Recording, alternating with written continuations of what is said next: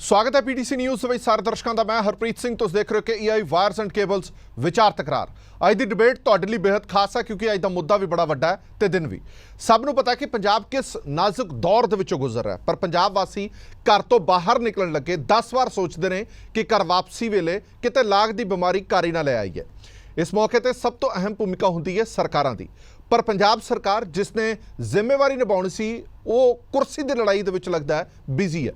जेकर पिछले 10 दिन के घटनाक्रम से नज़र पाइए तो लगता है कि पंजाब रब भरोसे ही छड़ दिता गया। सेहत मंत्री अज फिर कह रहे हैं कि वैक्सीन सिर्फ एक दिन की बची है, पर अपना दुखड़ा जिन्हां सामने रखड़ा वो मीटिंगां दे विच मशरूफ ने। कुर्सी लई दा पेच खिड्या जा रहा। लगता है कि जिवें ठेके ते चुनी सरकार अपने सारे फर्ज जिम्मेवारियां छिक के टंग चुकी है। लोगों वाल नज़र मारीए जां हस्पतालों दे विच जाइए तो इदां लगता है कि पंजाब मौत के खूह ते खड़ा है। फिर सोचते हैं कि एक चुनी हुई सरकार इन्नी निर्दयी किवें हो सकती है। पंजाब के लोग अपने आप नूं कित्थे खड़ा वेख रहे हैं। कल 200 लोगों की मौत हुई है करोना करके, तो सरकार की संजीदगी लोगों के प्रति घट नज़र आती है, कुर्सी के प्रति वध नज़र आती है। अज इस मुद्दे पर असी चर्चा करांगे कि प्रायोरिटीज़ की होनी चाहिए ने। एक चुनी हुई सरकार दियां प्रायोरिटीज़ होनी चाहिए ने, लोगों के जान माल की रक्षा जां अपनियां कुर्सियां बचाउण दी समीक्षा करनी। तुसी पिछले 10 दिन दे विच देखो, कदे कोई मंत्री किसी ने मीटिंगां कर रहा है, कदे किते गठजोड़ टुटण ते बनन दी संभावना नज़र आती है, कदे किते कोई प्रतिक्रम दिते जांदे ने, कोई हाईकमांड तक गल्लां कर रहा है।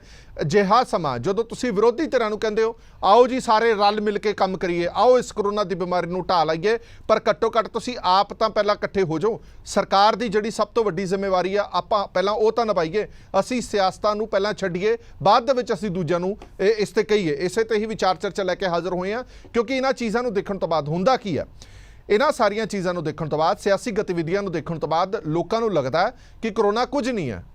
इन्ना गंभीर जे हुंदा तो साडी सरकार भी गंभीर हुंदी। सरकार इदां दीयां गल्लां करदी ना। लोग बेप्रवाह हो जाते हैं जदों देखते हैं कि सरकारां ही इस बीमारी प्रति गंभीर नहीं ने। सारे मेहमानों का स्वागत है इस पूरी विचार चर्चा के विच। सब तो पहले जाण पछाण करा देने हरिंदरपाल सिंह चंदूमाजरा साहब मौजूद ने, विधायक ने श्रोमणी अकाली दल के। सुरजीत सिंह स्वैत साहब बुलार ने पंजाब कांग्रेस से, अनिल सिंह जी सीनियर आगू ने पंजाब बीजेपी के, इकबाल सिंह जी बुलार ने आम आदमी पार्टी के, तो डॉक्टर प्यारेलाल गर्ग साहब सबका रजिस्ट्रार ने बाबा फरीद यूनिवर्सिटी के।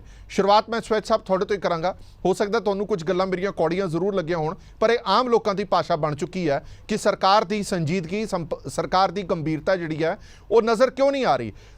इस वेले सारे काम छड्ड के, सारियां सियासतां छड्ड के, जिन्ने मर्जी मतभेद तुहाडे मंत्रियों के होण, विधायकों के होण, तुहाडी सब तो पहली प्रायोरिटी लोगों की जान बचाना होना चाहिए, पर तुहाडी प्रायोरिटी कुछ होर ही नज़र आ रही है। अजिहा क्यों? ਇਹ ਤੁਹਾਨੂੰ ਲੱਗ ਰਿਹਾ ਹਰਪ੍ਰੀਤ ਜੀ ਕਿ ਸਰਕਾਰ ਜਿਹੜੀ ਹੈਗੀ ਹੈ ਕਰੋਨਾ ਲੜਾਈ ਜਿਹੜੀ ਹੈਗੀ ਉਹ ਲੜਨ ਦੇ ਵਿੱਚ ਸੰਜੀਦ ਨਹੀਂ ਹੈਗੀ ਹੈ। ਇਹ ਲੋਕਾਂ ਵਿੱਚ ਨਹੀਂ ਹੈਗੀ ਗੱਲ। ਇਹ ਤੁਹਾਡਾ ਹੈਗਾ ਜਿਹੜਾ ਫਿਗਮੈਂਟ ਆਫ ਇਮੇਜਿਨੇਸ਼ਨ ਹੈਗੀ ਹੈ। ਤੁਸੀਂ ਕਹਿ ਰਹੇ ਹੋ ਇਹ ਇਸੇ ਕਰਕੇ स्वैत साहब ਤੁਹਾਡੇ ਮੰਤਰੀ, ਤੁਹਾਡੇ ਵਿਧਾਇਕ, ਇੱਕ ਮਿੰਟ ਸੁਣੋ ਤੁਸੀਂ ਨਾ, ਤੁਸੀਂ ਮੈਨੂੰ ਕਿਹਾ ਨਾ ਕਿ ਇਹ ਤੁਹਾਡੀ ਇਮੇਜਿਨੇਸ਼ਨ ਹੈ। ਮੈਂ ਉਸੇ ਇੱਕ ਮਿੰਟ ਸੁਣ ਤਾਂ ਲਓ। ਮੇਰੇ ਇਮੇਜਿਨੇਸ਼ਨ ਦੇ ਪਿੱਛੇ ਤਰਕ ਤਾਂ ਸੁਣ ਲਓ। ਸਵੈਤ ਸਾਹਿਬ ਮੇਰੇ ਇਮੇਜਿਨੇਸ਼ਨ ਦੇ ਪਿੱਛੇ ਤਰਕ ਕੀ ਹੈ ਨਾ ਕਿ ਸਰਕਾਰ ਜਿਹੜੀ ਹੈਗੀ ਹੈ ਕਰੋਨਾ ਦੀ ਲੜਾਈ ਦੇ ਵਿੱਚ ਪੂਰੀ ਸੰਜੀਦਗੀ ਨਾਲ ਨਹੀਂ ਲੜ ਰਹੀ। ਤੁਹਾਡੀ ਬਿਲਕੁਲ ਗਲਤ ਹੈ। ਤੁਹਾਡੀ ਮੈਂ ਤੁਹਾਨੂੰ ਤਰਕ, ਮੇਰਾ ਲੌਜਿਕ ਤਾਂ ਸੁਣੋ ਸਵੈਤ ਸਾਹਿਬ। ਉਸ ਲੌਜਿਕ ਦਾ ਕੋਈ ਜਵਾਬ ਦਿਓ, ਉਸ ਲੌਜਿਕ ਦਾ ਜਵਾਬ ਦੇ ਦਿਓ। ਮੈਂ ਜੇ ਗਲਤ ਹੋਇਆ ਮੈਂ ਗਲਤੀ ਮੰਨ ਲਾਂਗਾ। ਮੈਨੂੰ ਉਸ ਲੌਜਿਕ ਦਾ ਜਵਾਬ ਦੇ ਦਿਓ ਜਿਹੜਾ ਮੈਂ ਕਹਿ ਰਿਹਾ। ਤੁਹਾਡੇ ਕੈਬਨਿਟ ਮੰਤਰੀ ਮੀਟਿੰਗਾਂ ਕਰਕੇ ਕਹਿੰਦੇ ਨੇ ਕਿ ਫਲਾਣੇ ਨੂੰ ਅਸੀਂ ਲੀਡਰ ਨਹੀਂ ਮੰਨਦੇ, ਫਲਾਣੇ ਨੂੰ ਅਸੀਂ ਲੀਡਰ ਨਹੀਂ ਮੰਨਦੇ। ਤੁਹਾਡੇ ਕੈਬਨਿਟ ਮੰਤਰੀ ਦੇ ਵਿੱਚ ਵਿਚਾਰ ਚ ਰਹੇ ਨਵਜੋਤ ਸਿੰਘ ਸਿੱਧੂ ਕਹਿੰਦੇ ਨੇ ਕਿ ਕੈਪਟਨ ਦਗਾ ਕਰ ਰਹੇ ਨੇ, ਕੈਪਟਨ ਇਮਾਨਦਾਰੀ ਨਹੀਂ ਵਰਤ ਰਹੇ। ਤੁਹਾਡੇ ਚਰਨਜੀਤ ਚੰਨੀ ਹੋਣ ਜਾਂ ਦੂਜੇ ਤੀਜੇ ਮੰਤਰੀ ਹੋਣ, ਤੁਹਾਡੇ ਮੈਂਬਰ ਪਾਰਲੀਮੈਂਟ ਹੋਣ, ਵੱਖੋ ਵੱਖਰੀਆਂ ਮੀਟਿੰਗਾਂ ਕਰਕੇ ਕਹਿੰਦੇ ਨੇ ਕਿ ਅਸੀਂ ਹਾਈ ਕਮਾਂਡ ਤੱਕ ਇਹ ਗੱਲ ਪਹੁੰਚਾਵਾਂਗੇ, ਸਾਨੂੰ ਇਹ ਲੀਡਰ ਮੌਜੂਦ ਨਹੀਂ। ਇਹ ਤੁਹਾਡੀ ਸਰਕਾਰ ਦੀ ਸੰਜੀਦਗੀ ਹੈ।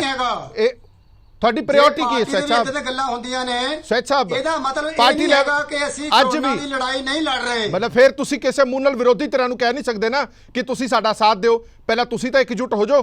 ਤੁਸੀਂ ਕਿਵੇਂ ਕਹਿ ਸਕਦੇ ਹੋ ਕਿਸੇ ਨੂੰ, ਅਕਾਲੀ ਦਲ ਨੂੰ, ਆਮ ਆਦਮੀ ਪਾਰਟੀ ਨੂੰ, ਕਿ ਤੁਸੀਂ ਆਪਣੀਆਂ ਰੈਲੀਆਂ ਨਾ ਕਰੋ, ਤੁਸੀਂ ਆਪਣੀਆਂ ਮੀਟਿੰਗਾਂ ਨਾ ਕਰੋ? ਸਾਰਾ ਕੁਝ ਤਾਂ ਤੁਸੀਂ ਖੁਦ ਕਰ ਰਹੇ ਹੋ ਨਾ। ਤੁਹਾਡੀ ਸਿਆਸਤ ਜਾਰੀ ਰਵੇ, ਵਿਰੋਧੀ ਧਿਰ ਦੀ ਸਿਆਸਤ ਨਾ ਹੋਵੇ। ਹਰਪ੍ਰੀਤ ਜੀ ਕੋਈ ਪੋਲੀਟੀਕਲ ਰੈਲੀ ਨਹੀਂ ਹੋ ਰਹੀਆਂ, ਕੋਈ ਰੈਲੀ ਨਹੀਂ ਹੋ ਰਹੀਆਂ। ਅਗਰ 4 ਐਮਐਲਏ ਜਾਂ ਮੰਤਰੀ ਕਿਤੇ ਮੀਟਿੰਗ ਕਰਦੇ ਨੇ, ਇਹਦੇ ਨਾਲ ਕਰੋਨਾ ਦੀ ਲੜਾਈ ਦਾ ਤੁਸੀਂ ਵਿੱਚ ਕਿਉਂ ਘੜੀਸ ਰਹੇ ਹੋ? ਕਰੋਨਾ ਨਾਲ ਤਾਂ ਸਾਡੀ ਸਰਕਾਰ ਪੂਰੀ ਸੰਜੀਦਗੀ ਨਾਲ ਲੜ ਰਹੀ ਹੈ, ਤੁਹਾਡੇ ਸਾਹਮਣੇ ਹੈਗਾ ਹੈ।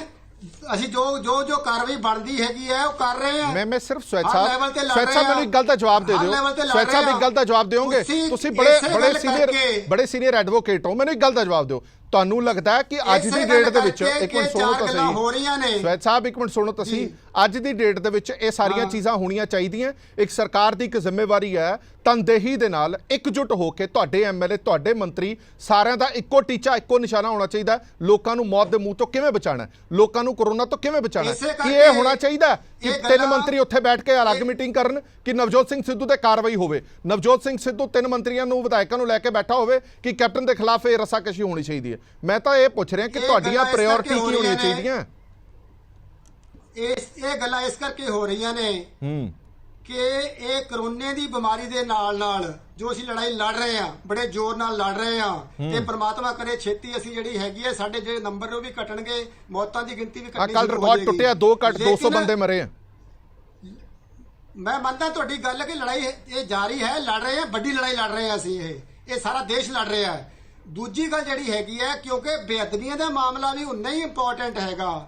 ਜੋ ਹੁਣ ਮਾਨਯੋਗ ਹਾਈ ਕੋਰਟ ਦਾ ਫੈਸਲਾ ਆਇਆ ਹੈ, ਉਹਦੇ ਨਾਲ ਜੋ ਬਾਦਲਾਂ ਦੇ ਪ੍ਰਤੀ ਜੋ ਕਾਰਵਾਈ ਜਿਹੜੀ ਉਹਨਾਂ ਅੰਦਰ ਜਾਣਾ ਸੀਗਾ, ਉਹ ਰੁਕਾਵਟ ਆਈ ਹੈਗੀ ਹੈ, ਉਹ ਵੀ ਉੱਡਾ ਹੀ ਮਸਲਾ ਹੈ ਨਾ ਜੀ। ਉਹ ਗੱਲਾਂ ਹੋਣੀਆਂ ਸੁਭਾਵਿਕ ਨੇ, ਸਾਰੇ ਪੰਜਾਬ ਦੇ ਵਿੱਚ ਹੋ ਰਹੀਆਂ ਨੇ, ਲੋਕਾਂ ਦੇ ਵਿੱਚ ਹੋ ਰਹੀਆਂ ਨੇ, ਸਾਡੀ ਪਾਰਟੀ 'ਚ ਵੀ ਹੋਣੀਆਂ ਸੁਭਾਵਿਕ ਨੇ ਗੱਲਾਂ ਇਹ। ਸੋ ਇਸੇ ਕਰਕੇ ਤੁਸੀਂ ਇਸ ਗੱਲ ਨੂੰ ਇਦਾਂ ਨਾ ਕਿ ਅਕਾਲੀਆਂ ਦੇ ਖਿਲਾਫ ਕਿਉਂ ਗੱਲਾਂ ਹੋ ਰਹੀਆਂ ਨੇ, ਬਾਦਲਾਂ ਦੇ ਖਿਲਾਫ ਕਿਉਂ ਗੱਲਾਂ ਹੋ ਰਹੀਆਂ ਨੇ। ਜਿਹਦੇ ਮਰਜ਼ੀ ਖਿਲਾਫ ਹੋਵੇ ਸਵੈਚ ਸਾਹਿਬ, ਤੁਹਾਨੂੰ ਪੂਰਾ ਹੱਕ ਹੈ ਜਿਹਦੇ ਮਰਜ਼ੀ ਖਿਲਾਫ ਕਰੋ, ਪਰ ਤੁਹਾਨੂੰ ਮੈਂਡੇਟ ਦਿੱਤਾ ਹੈ, ਤੁਹਾਨੂੰ ਲੋਕਾਂ ਨੇ ਮੈਂਡੇਟ, ਤੁਸੀਂ ਚੁਣੀ ਹੋਈ ਸਰਕਾਰ ਹੋ ਜਨਾਬ, ਤੁਹਾਨੂੰ ਮੈਂਡੇਟ ਦਿੱਤਾ ਲੋਕਾਂ ਨੇ। ਲੋਕਾਂ ਦੀ ਜਾਨ ਬਚਾਉਣਾ ਸਭ ਤੋਂ ਪਹਿਲਾ ਫਰਜ਼ ਬਣਦਾ ਹੈ। 200 ਲੋਕ ਮਰ ਰਹੇ ਨੇ, ਤੁਸੀਂ ਕਹਿੰਦੇ ਹੋ ਕਿ ਘਟਾਵਾਂਗੇ, ਕੱਲ ਰਿਕਾਰਡ ਟੁੱਟਿਆ, 200 ਮੌਤਾਂ ਹੋਈਆਂ ਨੇ ਪੰਜਾਬ ਦੇ ਵਿੱਚ। ਇਸ ਲਈ ਆਮ ਆਦਮੀ ਪਾਰਟੀ ਕਹਿੰਦੀ ਹੈ, ਸੁਣ ਲਓ ਨਾ ਸਵੈਚ ਸਾਹਿਬ ਸੁਣੋ ਨਾ, ਇਸ ਲਈ ਆਮ ਆਦਮੀ ਪਾਰਟੀ ਕਹਿੰਦੀ ਹੈ ਕਿ ਸਾਡਾ ਸੀਐਮ ਤੇ ਡਿਪਟੀ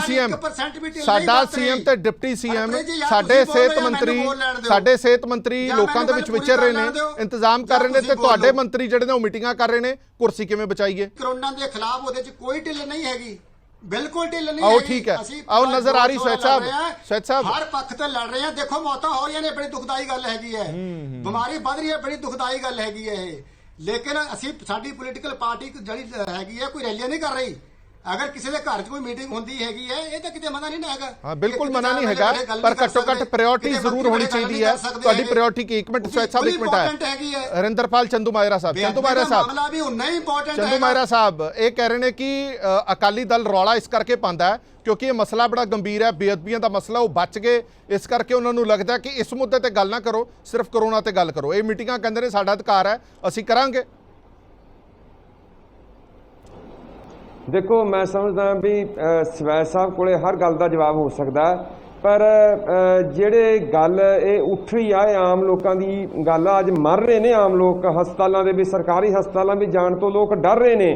ਕੈਪਟਨ ਅਮਰਿੰਦਰ ਸਿੰਘ ਜੀ ਦੇ ਆਪਣੇ ਜ਼ਿਲ੍ਹੇ ਦੇ ਸਮੇਤ, ਉਹਨਾਂ ਦੇ ਆਪਣੇ ਸ਼ਹਿਰ ਦੇ ਹਸਪੀਟਲ ਰਜਿੰਦਰਾ ਹਸਪੀਟਲ ਦੇ ਸਮੇਤ, ਮੈਂ ਸਵੈਚ ਸਾਹਿਬ ਤੁਹਾਨੂੰ ਬੜੇ ਸਤਿਕਾਰ ਨਾਲ ਪੁੱਛ ਰਿਹਾ, ਪਹਿਲੀ ਗੱਲ ਤਾਂ ਬੇਅਦਬੀਆਂ ਦੇ ਨਾਂ ਨੂੰ ਇਹ ਕਰੋਨਾ ਮਹਾਮਾਰੀ ਦੇ ਵਿੱਚ ਤੁਸੀਂ ਬਹਾਨੇ ਦੇ ਰੂਪ ਵਿੱਚ ਨਾ ਵਰਤੋ। ਨਾਲੇ ਤੁਸੀਂ ਕਾਂਗਰਸ ਪਾਰਟੀ ਬੇਅਦਬੀਆਂ ਦੀ ਗੱਲ ਕਰੇ, ਤੁਸੀਂ ਕੀ ਸਮਝਦੇ ਹੋ ਵੀ ਸਿੱਧੂ ਸਾਹਿਬ ਬੇਅਦਬੀਆਂ ਦੇ ਮੁੱਦੇ ਤੇ ਇਕੱਠੇ ਹੋਏ ਸੀਗੇ, ਜਾਂ ਜਿਹੜੇ ਤੁਹਾਡੇ ਅੱਜ ਮੰਤਰੀ 10 ਮੰਤਰੀ ਇਕੱਠੇ ਹੋਏ ਨੇ ਉਹ ਬੇਅਦਬੀਆਂ ਦੇ ਮੁੱਦੇ ਤੇ ਇਕੱਠੇ ਹੋਏ ਨੇ? ਜਿਹੜੀ ਕਾਂਗਰਸ ਨੇ ਦਰਬਾਰ ਸਾਹਿਬ ਤੇ ਹਮਲਾ ਕੀਤਾ ਹੋਵੇ, ਉਹ ਬੇਅਦਬੀਆਂ ਲਈ ਇੰਨੀ ਉਹਦੇ 'ਚ ਭਾਵਨਾ ਇੱਕਦਮ ਜਾਗਵੀ ਹੋਵੇ, ਜਿਹੜੀ ਅੱਜ ਤੱਕ ਸ਼੍ਰੀਮਤੀ ਇੰਦਰਾ ਗਾਂਧੀ ਨੂੰ ਆਪਣਾ ਆਗੂ ਦੇ ਰੂਪ ਵਿੱਚ ਮੰਨ ਰਹੀ ਹੋਵੇ। ਮੈਂ ਇਸ ਟੌਪਿਕ ਨੂੰ ਇੱਕ ਪਾਸੇ ਰੱਖ ਕੇ ਤੁਹਾਨੂੰ ਪੁੱਛਦਾ ਵੀ ਅੱਜ ਜ਼ਰੂਰਤ ਆ, ਆਮ ਹਾਲਾਤਾਂ ਵਿੱਚ ਵੀ ਜ਼ਰੂਰਤ ਹੁੰਦੀ ਆ ਵੀ ਪੰਜਾਬ ਦੀ ਸਰਕਾਰ ਇਕਮੁੱਠਤਾ ਦੇ ਨਾਲ ਪੰਜਾਬ ਦੇ ਲੋਕਾਂ ਲਈ ਕੋਈ ਨੀਤੀਆਂ ਬਣਾਵੇ, ਪਰ ਅੱਜ ਤਾਂ ਵਿਸ਼ੇਸ਼ ਹਾਲਾਤ ਨੇ। ਅੱਜ ਤਾਂ ਤੁਹਾਨੂੰ ਜ਼ਰੂਰਤ ਆ ਵੀ ਤੁਸੀਂ ਵਿਰੋਧੀਆਂ ਨੂੰ ਵੀ ਨਾਲ ਲੈ ਕੇ ਚੱਲੋ। ਜਿਹੜੇ ਇਲਜ਼ਾਮ, ਜਿਹੜੀਆਂ ਗੱਲਾਂ ਸਾਹਮਣੇ ਆ ਰਹੀਆਂ, ਕੇਵਲ ਲੜਾਈ ਕੁਰਸੀ ਦੀ ਹੋ ਰਹੀ ਆ।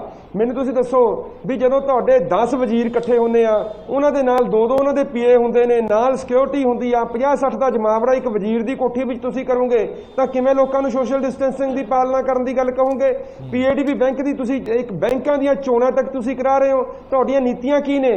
ਮੈਂ ਤੁਹਾਨੂੰ ਸਵੈਚ ਸਾਹਿਬ ਪੁੱਛਦਾ ਵੀ ਖਰੜ ਨਗਰ ਕੌਂਸਲ ਦੀ ਚੋਣ ਅੱਗੇ ਪਾਉਂਦੇ ਹੋ, ਕਹਿੰਦੇ ਕਰੋਨਾ, ਸਿਰਫ ਅਹੁਦੇਦਾਰਾਂ ਦੀ ਚੋਣ ਹੋਣੀ ਸੀ। ਸੰਗਤ ਮੰਡੀ ਦੀ ਚੋਣ ਅੱਗੇ ਪਾਉਂਦੇ ਹੋ, ਕਹਿੰਦੇ ਕਰੋਨਾ। ਫਰੀਦਕੋਟ ਵਿੱਚ ਕਰੋਨਾ ਨਹੀਂ ਹੈਗਾ, ਫਰੀਦਕੋਟ ਦੀ ਚੋਣ ਕਰਾ ਦਿੰਦੇ ਹੋ। ਸੋ ਮੈਂ ਸਮਝਦਾ ਵੀ ਸਰਕਾਰ ਦਾ ਕੋਈ ਵਾਲੀ ਵਾਰਿਸ ਹੀ ਨਹੀਂ ਹੈਗਾ। ਮੇਰਾ ਇੱਕ ਹੋਰ ਤੁਹਾਡੇ ਤੋਂ ਸਵਾਲ ਆ ਵੀ ਫਸਟ ਵੇਵ ਆਈ, ਫਸਟ ਵੇਵ ਦੇ ਵਿੱਚ ਤੁਸੀਂ ਬਹਾਨੇ ਲਾਤੇ, ਇੱਕ ਚਲੋ ਹੈ ਸੀ ਸਰਕਾਰ ਕੋਲ ਕਹਿਣ ਲਈ ਵੀ ਇੱਕਦਮ ਆਫਤ ਆ ਗਈ, ਸਾਡੀ ਤਿਆਰੀ ਨਹੀਂ ਸੀਗੀ, ਪਰ ਸੈਕੰਡ ਵੇਵ ਦੇ ਅੰਦੇਸ਼ੇ, ਇਹਦਾ ਖਤਰਾ ਤਾਂ ਪਹਿਲੇ ਹੀ ਮੰਡਰਾ ਰਿਹਾ ਸੀ। ਉਹਦੇ ਲਈ ਤੁਸੀਂ ਕੀ ਕੀਤਾ? ਤੁਸੀਂ ਕੀ ਤਿਆਰੀਆਂ ਕੀਤੀਆਂ? ਤੁਹਾਡੇ ਆਹੀ ਕਾਟੋ ਕਲੇਸ਼ ਦੇ ਵਿੱਚ ਤੁਸੀਂ ਉਲਝ ਕੇ ਰਹਿ ਗਏ। ਤੇ ਮੈਂ ਸਮਝਦਾ ਕਿ ਅੱਜ ਉਹਦਾ ਨਤੀਜਾ ਹੈ ਕਿ ਪੰਜਾਬ ਦੇ ਵਿੱਚ ਵੱਡੀ ਗਿਣਤੀ ਦੇ ਵਿੱਚ ਜਿਹੜਾ ਹੈਗਾ ਲੋਕਾਂ ਦੀ ਜਾਨ ਖਤਰੇ ਦੇ ਵਿੱਚ ਆ।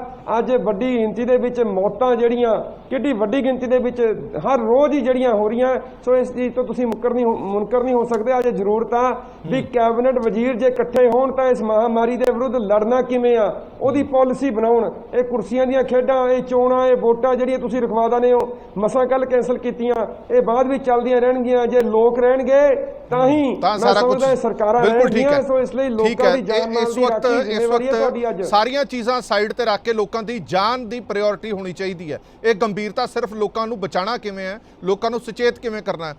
ਜਿਹੜੇ ਪੋਲੀਟੀਸ਼ੀਅਨ ਹੁੰਦੇ ਨੇ, ਚੁਣੇ ਹੋਏ ਨੁਮਾਇੰਦੇ ਹੁੰਦੇ ਨੇ, ਲੋਕਾਂ ਦੇ ਰੋਲ ਮਾਡਲ ਹੁੰਦੇ ਨੇ, ਉਹ ਖੁਦ ਪਹਿਲਾਂ ਸਭ ਕੁਝ ਕਰਦੇ ਨੇ ਤਾਂ ਲੋਕਾਂ ਨੂੰ ਕਹਿ ਸਕਦੇ ਨੇ। ਤੁਸੀਂ ਖੁਦ ਜਦੋਂ ਇਕੱਠ ਕਰਦੇ ਹੋ, ਜਦੋਂ ਤੁਸੀਂ ਖੁਦ ਮੀਟਿੰਗਾਂ ਦੌਰਾਨ ਇੰਨੇ ਬੰਦੇ ਇਕੱਠੇ ਕਰ ਲੈਂਦੇ ਹੋ, ਫਿਰ ਤੁਸੀਂ ਲੋਕਾਂ ਨੂੰ ਕਿਵੇਂ ਕਹਿ ਸਕਦੇ ਹੋ ਕਿ ਤੁਸੀਂ ਇਕੱਠ ਨਾ ਕਰੋ? 1 ਮਿੰਟ, ਚੰਦੂ ਮਾਰਾ ਸਾਹਿਬ ਆਇਆ, ਮੈਂ ਰਿਐਕਸ਼ਨ ਸਾਰੇ ਦੇ ਲੈ ਲਾਂ। 1 ਮਿੰਟ ਆਣਾ ਵਾਪਸ ਤੁਹਾਡੇ ਕੋਲ। ਇਕਬਾਲ ਸਿੰਘ ਜੀ, ਜਿਵੇਂ ਅੱਜ ਚਰਚਾ ਚੱਲ ਰਹੀ ਹੈ, ਤੁਸੀਂ ਕੱਲ ਵੇਖਿਆ ਹੀ ਹੋਣਾ, ਅਖਬਾਰਾਂ ਦੇ ਵਿੱਚ ਵੀ ਚਰਚਾ ਆ ਰਹੀ ਹੈ, ਇਹਨਾਂ ਦੇ ਅੰਦਰ ਖਾਤੇ ਵੀ ਜੋ ਚੱਲ ਰਿਹਾ। ਚਲੋ ਹਰ ਪਾਰਟੀ ਦੀ ਅੰਦਰੂਨੀ ਕੋਈ ਖਿੱਚੋਤਾਣ ਹੋ ਸਕਦੀ ਹੈ, ਲੜਾਈ ਹੋ ਸਕਦੀ ਹੈ, ਹੋਵੇ, ਉਹਦੇ ਤੇ ਕੋਈ ਕਿੰਤੂ ਪਰੰਤੂ ਨਹੀਂ, ਕੋਈ ਟਿੱਪਣੀ ਨਹੀਂ ਕਰ ਸਕਦਾ। ਪਰ ਇੱਕ ਚੁਣੀ ਹੋਈ ਪਾਰਟੀ ਜਿਹੜੀ ਸੱਤਾਧਾਰੀ ਧਿਰ ਹੋਵੇ, ਉਹ ਵੀ ਇਹ ਹਾਲਾਤਾਂ ਦੇ ਵਿੱਚ, ਜੋ ਹਾਲਾਤ ਅਜਿਹੇ ਬਣੇ ਹੋਣ, 200 ਲੋਕ ਮਰ ਰਹੇ ਹੋਣ ਕਰੋਨਾ ਨਾਲ, ਤੁਹਾਨੂੰ ਸੋਝੀ ਵੀ ਕਿਵੇਂ ਆ ਜਾਂਦੀ ਹੈ ਕਿ ਤੁਸੀਂ ਇਸ ਗੱਲ ਤੇ ਮੀਟਿੰਗ ਕਰੋ ਕਿ ਤੁਹਾਡਾ ਲੀਡਰ ਕੌਣ ਹੋਣਾ ਚਾਹੀਦਾ, ਇਸ ਗੱਲ ਤੇ ਮੀਟਿੰਗ ਕਰੋ ਕਿ ਕੈਬਨਿਟ ਦੇ ਵਿੱਚ ਵਜ਼ੀਰ ਕਿਹੜਾ ਚੇਂਜ ਹੋਣਾ ਚਾਹੀਦਾ। ਇਹ ਇੰਨੀ ਸੋਝੀ ਆ ਜਾਂਦੀ ਹੈ ਉਦੋਂ ਜਦੋਂ ਤੁਹਾਡਾ ਇਸ ਸੂਬੇ ਦੇ ਵਿੱਚ 200 ਲੋਕ ਮਰ ਰਹੇ ਹੋਣ ਰੋਜ਼?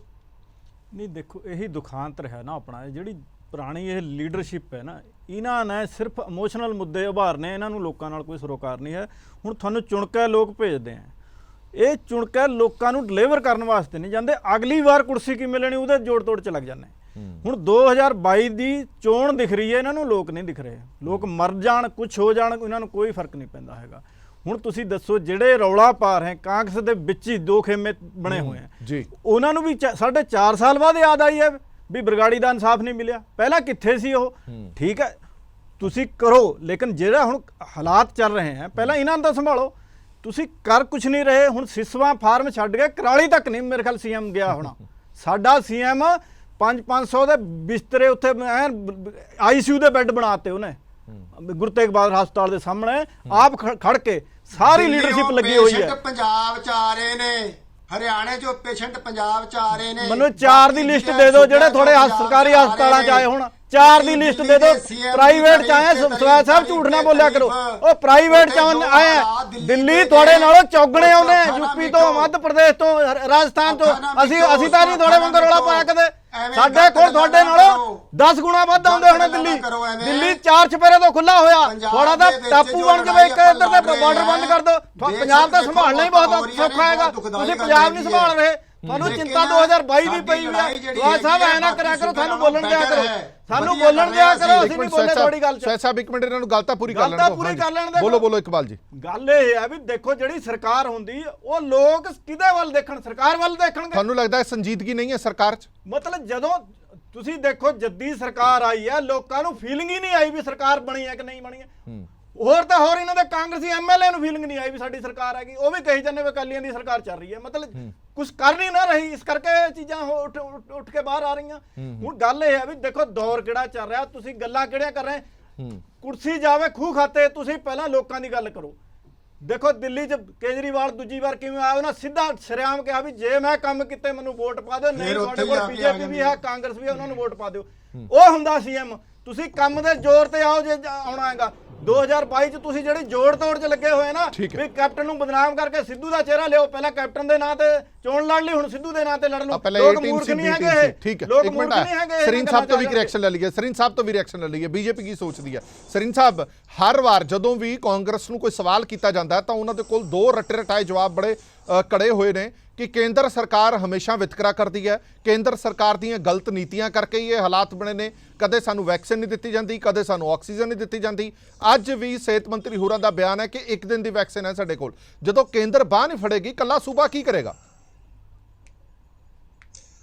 ਹਰਪ੍ਰੀਤ ਜੀ, ਮੈਨੂੰ 2 ਮਿੰਟ ਦੇ ਦੇਣਾ, ਮੈਂ ਤੁਹਾਨੂੰ ਸਾਰੀਆਂ ਚੀਜ਼ਾਂ ਐਕਸਪਲੇਨ ਕਰ ਦਿੰਦਾ। ਹਾਂਜੀ। ਜਦੋਂ ਆਪ ਬੰਦਾ ਨਲਾਇਕ ਹੋਵੇ ਨਾ, ਤੇ ਉਹ ਮਾਸਟਰ 'ਚ ਨੁਕਸ ਕੱਢਣ ਲੱਗ ਪੈਂਦਾ ਕਿ ਇਹਨੂੰ ਪੜ੍ਹਾਉਣਾ ਨਹੀਂ ਆਉਂਦਾ। ਸੋ ਹਿਸਾਬ ਅੱਜ ਦੀ ਕਾਂਗਰਸ ਸਰਕਾਰ ਦਾ ਹੈ। ਦੇਖੋ, ਇਸ ਵੇਲੇ ਅਸੀਂ ਸਾਰੇ ਸਾਰਾ ਦੇਸ਼ ਹੀ ਕਰੋਨਾ ਦੇ ਨਾਲ ਲੜਦਾ ਪਿਆ ਹੈ। ਜੀ, ਜੀ। ਇੰਨੀਆਂ ਬਹੁਮੂल्य ਜਾਨਾਂ ਸਾਡੇ ਮਾਵਾਂ ਭੈਣਾਂ ਭਰਾਵਾਂ ਦੀਆਂ ਜਾ ਰਹੀਆਂ ਨੇ ਔਰ ਕਾਂਗਰਸ ਦੇ ਮੰਤਰੀ ਔਰ ਐਮਐਲਏਸ ਦੀ ਮੀਟਿੰਗ ਕੀ ਡਿਸਕਸ ਕਰਨ ਵਾਸਤੇ ਹੋ ਰਹੀ ਹੈ ਕਿ ਕੈਪਟਨ ਨੂੰ ਲਾਣਾ ਕਿਵੇਂ ਹੈ ਤੇ ਕੈਪਟਨ ਨੂੰ ਬਚਾਉਣਾ ਕਿਵੇਂ ਹੈ।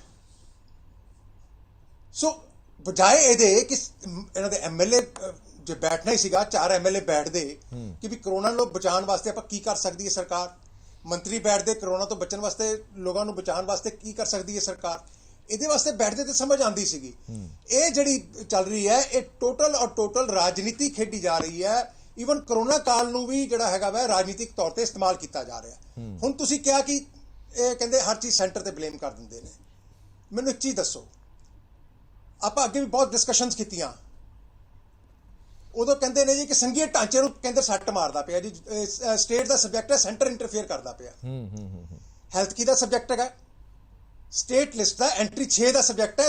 Hospitals and dispensaries R the on the state list. Sir ਇਹ ਨੈਸ਼ਨਲ ਡਿਜ਼ਾਸਟਰ, ਸਾਡੀ ਸਰਕਾਰ ਨੇ ਕੀ ਕੀਤਾ? ਨੈਸ਼ਨਲ ਡਿਜ਼ਾਸਟਰ ਨੂੰ ਕਿਉਂ ਭੁੱਲ ਜਾਂਦੇ ਹੋ ਤੁਸੀਂ? ਮੈਂ ਹਰਪ੍ਰੀਤ ਜੀ ਆ ਰਿਹਾ, ਮੈਂ ਉੱਥੇ ਹੀ ਆ ਰਿਹਾ, 1 ਮਿੰਟ ਮੈਨੂੰ ਦੇ ਦਿਓ ਪਲੀਜ਼, ਮੈਂ ਤੁਹਾਨੂੰ ਪਹਿਲਾਂ कैसे ਮੈਨੂੰ ਗੱਲ ਐਕਸਪਲੇਨ ਕਰ ਲੈਂਦੇ ਹੋ।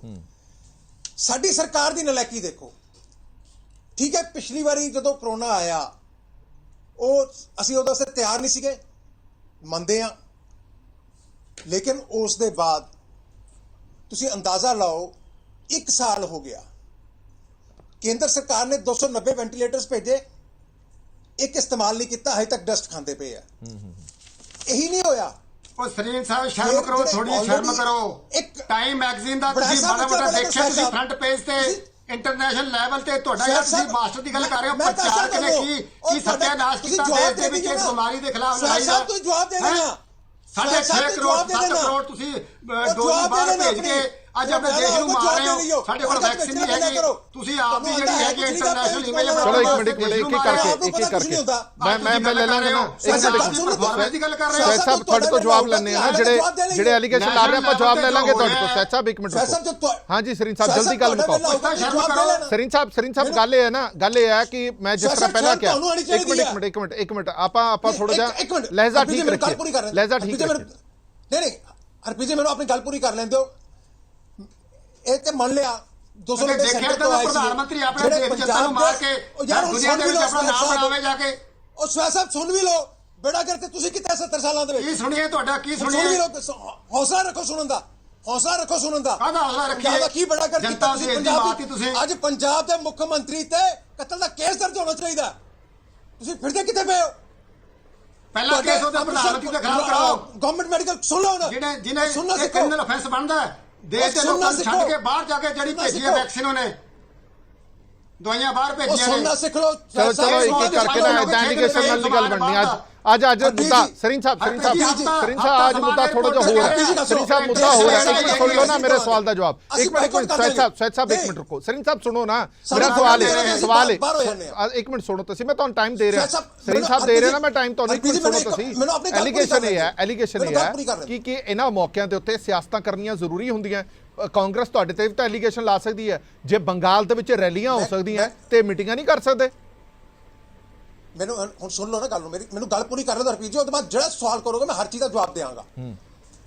ਅੱਜ ਜਿਹੜੇ ਆਲਰੇਡੀ ਪੰਜਾਬ ਦੇ ਹਸਪਤਾਲਾਂ ਦੇ ਵਿੱਚ ਵੈਂਟੀਲੇਟਰ ਸਨ, ਮੈਂ ਤੁਹਾਨੂੰ ਫੈਕਟਸ ਐਂਡ ਫਿਗਰਸ ਦੱਸ ਰਿਹਾ ਜਿਹੜੀਆਂ ਅਖਬਾਰਾਂ 'ਚ ਵੀ ਛਪੀਆਂ ਨੇ। Government medical college Amritsar 137 ventilator ਉੱਥੇ ਸਰਕਾਰ ਦੇ ਹੈਗੇ ਨੇ, ਉਹਨਾਂ 'ਚੋਂ 50 ਚੱਲ ਨਹੀਂ ਰਹੇ ਕਿਉਂਕਿ ਉੱਥੇ ਸਟਾਫ ਹੈ ਨਹੀਂਗਾ, ਅਨੈਸਥੀਸਿਸਟ ਹੈ ਨਹੀਂਗਾ, ਟੈਕਨੀਸ਼ੀਅਨ ਹੈ ਨਹੀਂਗਾ। ਗੁਰਦਾਸਪੁਰ ਦੋ ਵੈਂਟੀਲੇਟਰ ਨੇ, ਦੋਨੋਂ ਨਹੀਂ ਚੱਲ ਪਾ ਰਹੇ। ਪਠਾਨਕੋਟ 'ਚ 18 ਨੇ, 18 ਦੇ 18 ਨਹੀਂ ਚੱਲ ਪਾ ਰਹੇ। ਤਰਨਤਾਰਨ 3 ਨੇ, 3 ਦੇ 3 ਨਹੀਂ ਚੱਲ ਪਾ ਰਹੇ। ਰੋਪੜ 'ਚ 10 ਨੇ, 10 ਦੇ 10 ਨਹੀਂ ਚੱਲ ਪਾ ਰਹੇ। ਫਿਰੋਜ਼ਪੁਰ 7 ਨੇ, 7 ਨਹੀਂ ਚੱਲ ਪਾ ਰਹੇ। ਫਾਜ਼ਿਲਕਾ 6 ਦੇ 6 ਨੇ, ਉਹ ਨਹੀਂ ਚੱਲ ਪਾ ਰਹੇ। ਗੰਭੀਰਤਾ ਤਾਂ ਇੱਥੇ ਹੋਣੀ ਚਾਹੀਦੀ ਸੀ। ਮੈਂ ਸਮਝ ਗਿਆ ਤੁਸੀਂ ਕੀ ਕਹਿਣਾ ਚਾਹੁੰਦੇ ਹੋ, ਵੀ ਗੰਭੀਰਤਾ ਇਹ ਹੋਣੀ ਚਾਹੀਦੀ ਸੀ ਕਿ ਇਹਨਾਂ ਨੂੰ ਚਲਾਇਆ ਜਾਵੇ, ਪਰ ਪ੍ਰਾਇੋਰਟੀ ਕੁਝ ਹੋ ਰਹੀ ਹੈ। ਇੱਕ ਮਿੰਟ ਹਰਪ੍ਰੀਤ ਜੀ ਮੈਨੂੰ ਗੱਲ ਪੂਰੀ ਕਰ ਲੈਣ ਦਿਓ ਪਲੀਜ਼, ਮੇਰੀ ਬੇਨਤੀ ਹੈ। ਜਲਦੀ ਨਾ, ਇੰਨਾ ਟਾਈਮ ਹੈ ਨਹੀਂ ਨਾ। ਮੋਹਾਲੀ ਜਿਹੜਾ ਜਿੱਥੇ ਮੰਤਰੀ ਦਾ ਸ਼ਹਿਰ ਹੈ, ਉੱਥੇ ਕੋਈ ਵੈਂਟੀਲੇਟਰ ਨਹੀਂ ਚੱਲ ਪਾ ਰਿਹਾ। ਮੋਗਾ ਨਹੀਂ ਚੱਲ ਪਾ ਰਿਹਾ, ਫਤਿਹਗੜ੍ਹ ਸਾਹਿਬ ਨਹੀਂ ਚੱਲ ਪਾ ਰਿਹਾ। ਲੈਵਲ 3 ਦੇ ਹਸਪੀਟਲ ਪਠਾਨਕੋਟ ਅੰਮ੍ਰਿਤਸਰ ਆਪਣੇ ਹੈ ਨਹੀਂ ਗੇ। ਹੋਰ ਵੀ ਕਈ ਜ਼ਿਲ੍ਹਿਆਂ ਦਾ ਵੇਰਵਾ ਤੁਸੀਂ ਸਮਾਂ ਘੱਟ ਦੇ ਰਹੇ ਹੋ, ਮੈਂ ਉਹਦੇ ਹਿਸਾਬ ਨਾਲ ਕਰ ਰਿਹਾ। ਮੈਨੂੰ ਇੱਕ ਚੀਜ਼ ਦੱਸੋ, ਇਹਦੇ ਚ ਕੇਂਦਰ ਸਰਕਾਰ ਨੇ ਕੀ ਕਰਨਾ ਸੀਗਾ?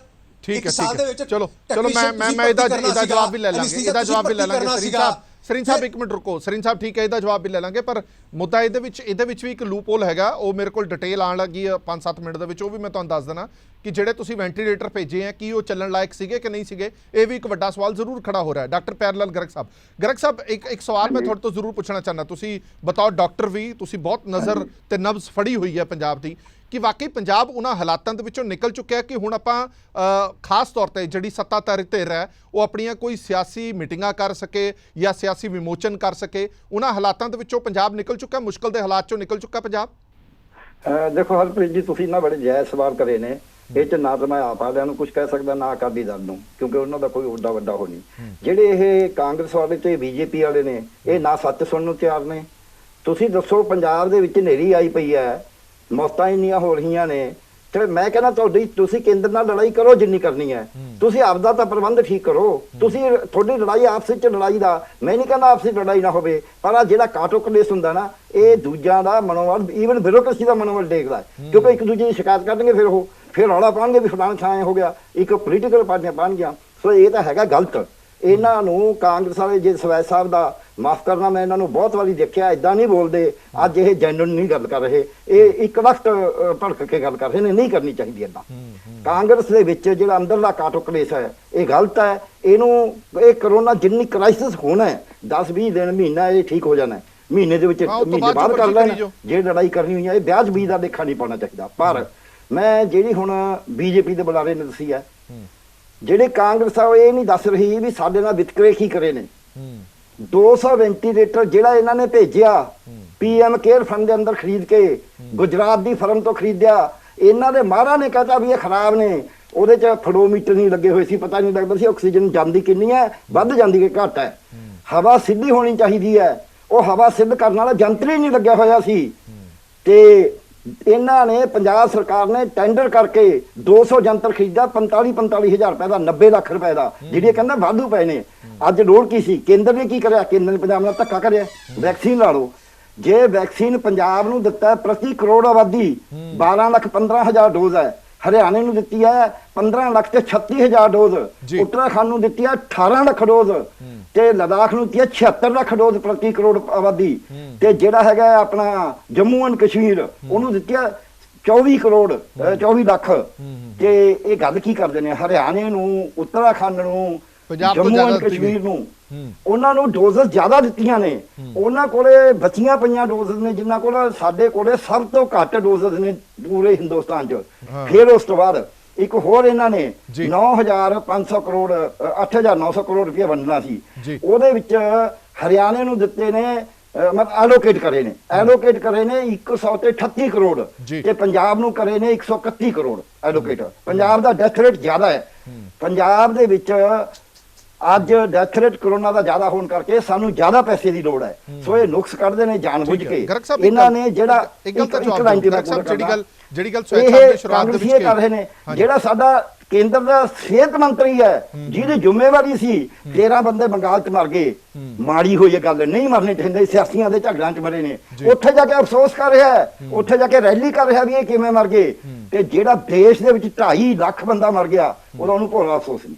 ਸੋ ਇਸ ਕਰਕੇ ਆਪਾਂ ਇੱਕ ਨੂੰ ਨਾ ਕਹੀਏ, ਸਹਮਾਨ ਚ ਸਾਰੇ ਇੱਕੋ ਜਿਹੇ ਨੇ। ਬਿਲਕੁਲ ਠੀਕ ਹੈ ਇਹਨਾਂ ਦੀ ਕੋਈ ਕੰਸਰਨ ਨਹੀਂ ਹੈ। ਜਿਹੜੀ ਗੱਲ ਸਵੈਚ ਸਾਹਿਬ ਨੇ ਸ਼ੁਰੂਆਤ ਦੇ ਵਿੱਚ ਕਹੀ ਸੀਗੀ ਕਿ ਦੇਖੋ ਦੋਵੇਂ ਚੀਜ਼ਾਂ ਸਾਈਮਲਟੇਨੀਅਸ ਚੱਲ ਰਹੀਆਂ ਨੇ, ਅਸੀਂ ਲੜ ਵੀ ਰਹੇ ਹਾਂ ਚੰਗੇ ਤਰੀਕੇ ਦੇ ਨਾਲ, ਤੇ ਦੂਜੇ ਪਾਸੇ ਸਾਡੀਆਂ ਮੀਟਿੰਗਾਂ ਹੁੰਦੀਆਂ ਨੇ ਤਾਂ ਉਹਦੇ ਨਾਲ ਫਰਕ ਨਹੀਂ ਪੈਂਦਾ। ਬਾਕੀ ਫਰਕ ਕਰੋਨਾ ਨੂੰ ਇਹ ਚੰਗੇ ਤਰੀਕੇ ਨਾਲ ਨਹੀਂ ਲੜ ਰਹੇ, ਕਰੋਨਾ ਨੂੰ ਪੰਜਾਬ ਚੰਗੇ ਤਰੀਕੇ ਨਾਲ ਨਹੀਂ ਲੜ ਰਿਹਾ, ਮੈਨੂੰ ਕਹਿਣ ਚ ਕੋਈ ਝਿਜਕ ਨਹੀਂ ਆ।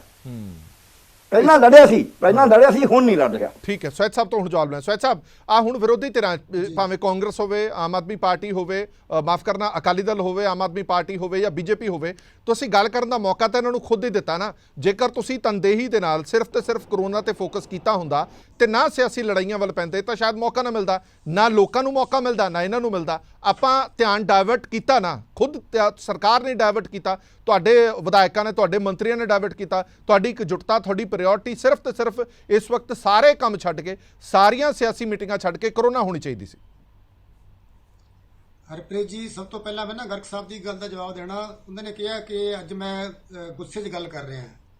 ਮੈਨੂੰ ਤੁਹਾਡੀ ਇਸ ਗੱਲ ਦਾ ਗੁੱਸਾ ਆਇਆ ਸੀਗਾ ਕਿ ਤੁਸੀਂ ਜਿਹੜੀ ਐਡੀ ਵੱਡੀ ਜਿਹੜੀ ਦੇਖੋ ਬੇਅਦਬੀ ਵਾਲਾ ਮਸਲਾ ਬਹੁਤ ਵੱਡਾ ਮੁੱਦਾ ਹੈਗਾ ਇੱਕ।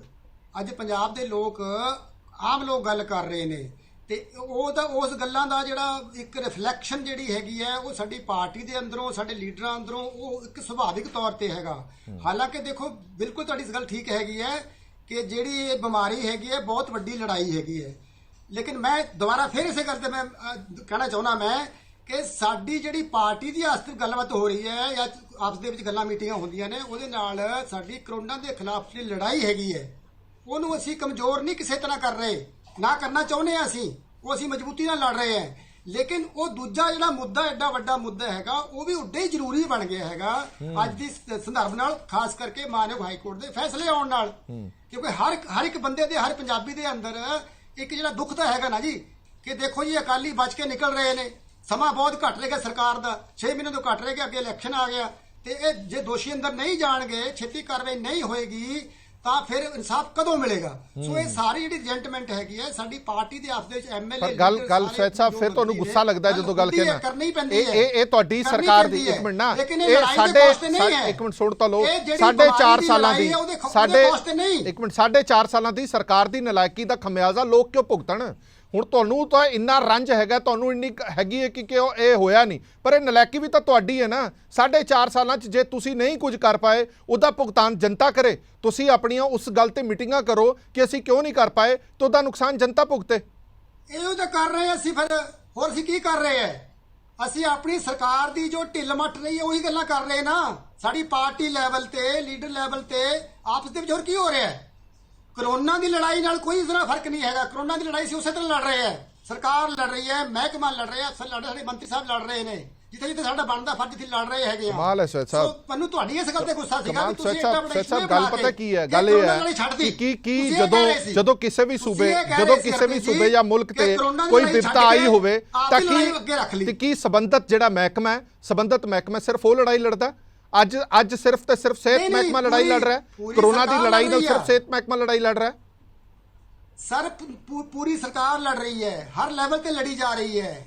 ਆ ਬੇਅਦਬੀਆਂ ਦੀ ਜਿਹੜੇ ਗੱਲਾਂ ਹੋ ਰਹੀਆਂ ਨੇ ਜਾਂ ਪਾਰਟੀ ਤੁਸੀਂ ਬਾਕੀ ਪੋਲੀਟੀਕਲ ਪਾਰਟੀਆਂ ਤੋਂ ਛੱਡ ਦਿਓ। ਡਾਕਟਰ ਪਿਆਰੇਲਾਲ ਗਰਗ ਸਾਹਿਬ ਕਹਿ ਰਹੇ ਨੇ ਕਿ ਤੁਸੀਂ ਨਹੀਂ ਲੜਾਈ ਲੜ ਰਹੇ, ਜਿਸ ਤਰੀਕੇ ਨਾਲ ਲੜਾਈ ਲੜਨੀ ਚਾਹੀਦੀ ਹੈ ਉਹ ਲੜਾਈ ਤੁਸੀਂ ਨਹੀਂ ਲੜ ਰਹੇ। ਰੋਜ਼ ਮੌਤਾਂ ਦੀ ਗਿਣਤੀ ਵੱਧ ਰਹੀ ਹੈ ਸਵੈਚ ਸਾਹਿਬ, ਰੋਜ਼ ਡੈਥ ਰੇਸ਼ੋ ਪੰਜਾਬ ਦੀ ਸਭ ਤੋਂ ਵੱਧ ਹੈ। ਡਾਕਟਰ ਸਾਹਿਬ ਦੀ ਆਪਦੇ ਵਿਚਾਰ ਨੇ, ਉਹ ਸਿਆਣੇ ਨੇ, ਸਮਝਦਾਰ ਨੇ, ਉਹਨਾਂ ਨੂੰ ਮਹਿਸੂਸ ਕੀਤਾ, ਆਪਣੀ ਗੱਲ ਕਰ ਰਹੇ ਨੇ, ਠੀਕ ਕਰ ਰਹੇ ਨੇ, ਕਰ ਸਕਦੇ ਨੇ ਉਹ। ਲੇਕਿਨ ਸਰਕਾਰ ਵੱਲੋਂ ਕਰੋਨਾ ਦੀ ਲੜਾਈ ਦੇ ਖਿਲਾਫ ਕੋਈ ਢਿੱਲ ਨਹੀਂ ਹੈ। ਅਸੀਂ ਵੱਧ ਤੋਂ ਵੱਧ ਜ਼ੋਰ ਲਾ ਕੇ ਕਰ ਰਹੇ। ਬਿਲਕੁਲ ਖਾਮੀਆਂ ਨੇ, ਮੈਂ ਮੰਨਦਾ ਖਾਮੀਆਂ ਨੇ, ਹੋਰ ਵਧੀਆ ਤਰੀਕੇ ਨਾਲ ਲੜ ਸਕਦੀ ਹੈ, ਲੇਕਿਨ ਖਾਮੀਆਂ ਦਾ ਸਾਰਾ ਜਿਹੜਾ ਭਾਰ ਹੈਗਾ ਤੁਸੀਂ ਪੰਜਾਬ ਸਰਕਾਰ ਤੇ ਨਹੀਂ ਪਾ ਸਕਦੇ। ਸਾਰੇ ਫੈਸਲੇ ਤੁਸੀਂ ਦੇਖੋ, ਪ੍ਰਧਾਨ ਮੰਤਰੀ ਤਾਂ ਤੋਂ ਜਨਵਰੀ ਦੇ ਵਿੱਚ ਡਿਕਲੇਅਰ ਕਰ ਦਿੰਦੇ ਨੇ ਕਿ ਹਿੰਦੁਸਤਾਨ ਨੇ ਜਿਹੜੀ ਲੜਾਈ ਜਿੱਤ ਚੁੱਕੀ ਹੈ, ਖਤਮ ਹੋ ਚੁੱਕੀ ਹੈ, ਫਤਿਹ ਹੋ ਚੁੱਕਾ, ਸਾਰਾ ਸਮਾਨ ਬਾਹਰ ਭੇਜ ਦਿਓ, ਵੈਕਸੀਨ ਬਾਹਰ ਭੇਜ ਦਿਓ, ਦਵਾਈ ਬਾਹਰ ਭੇਜ ਦਿਓ।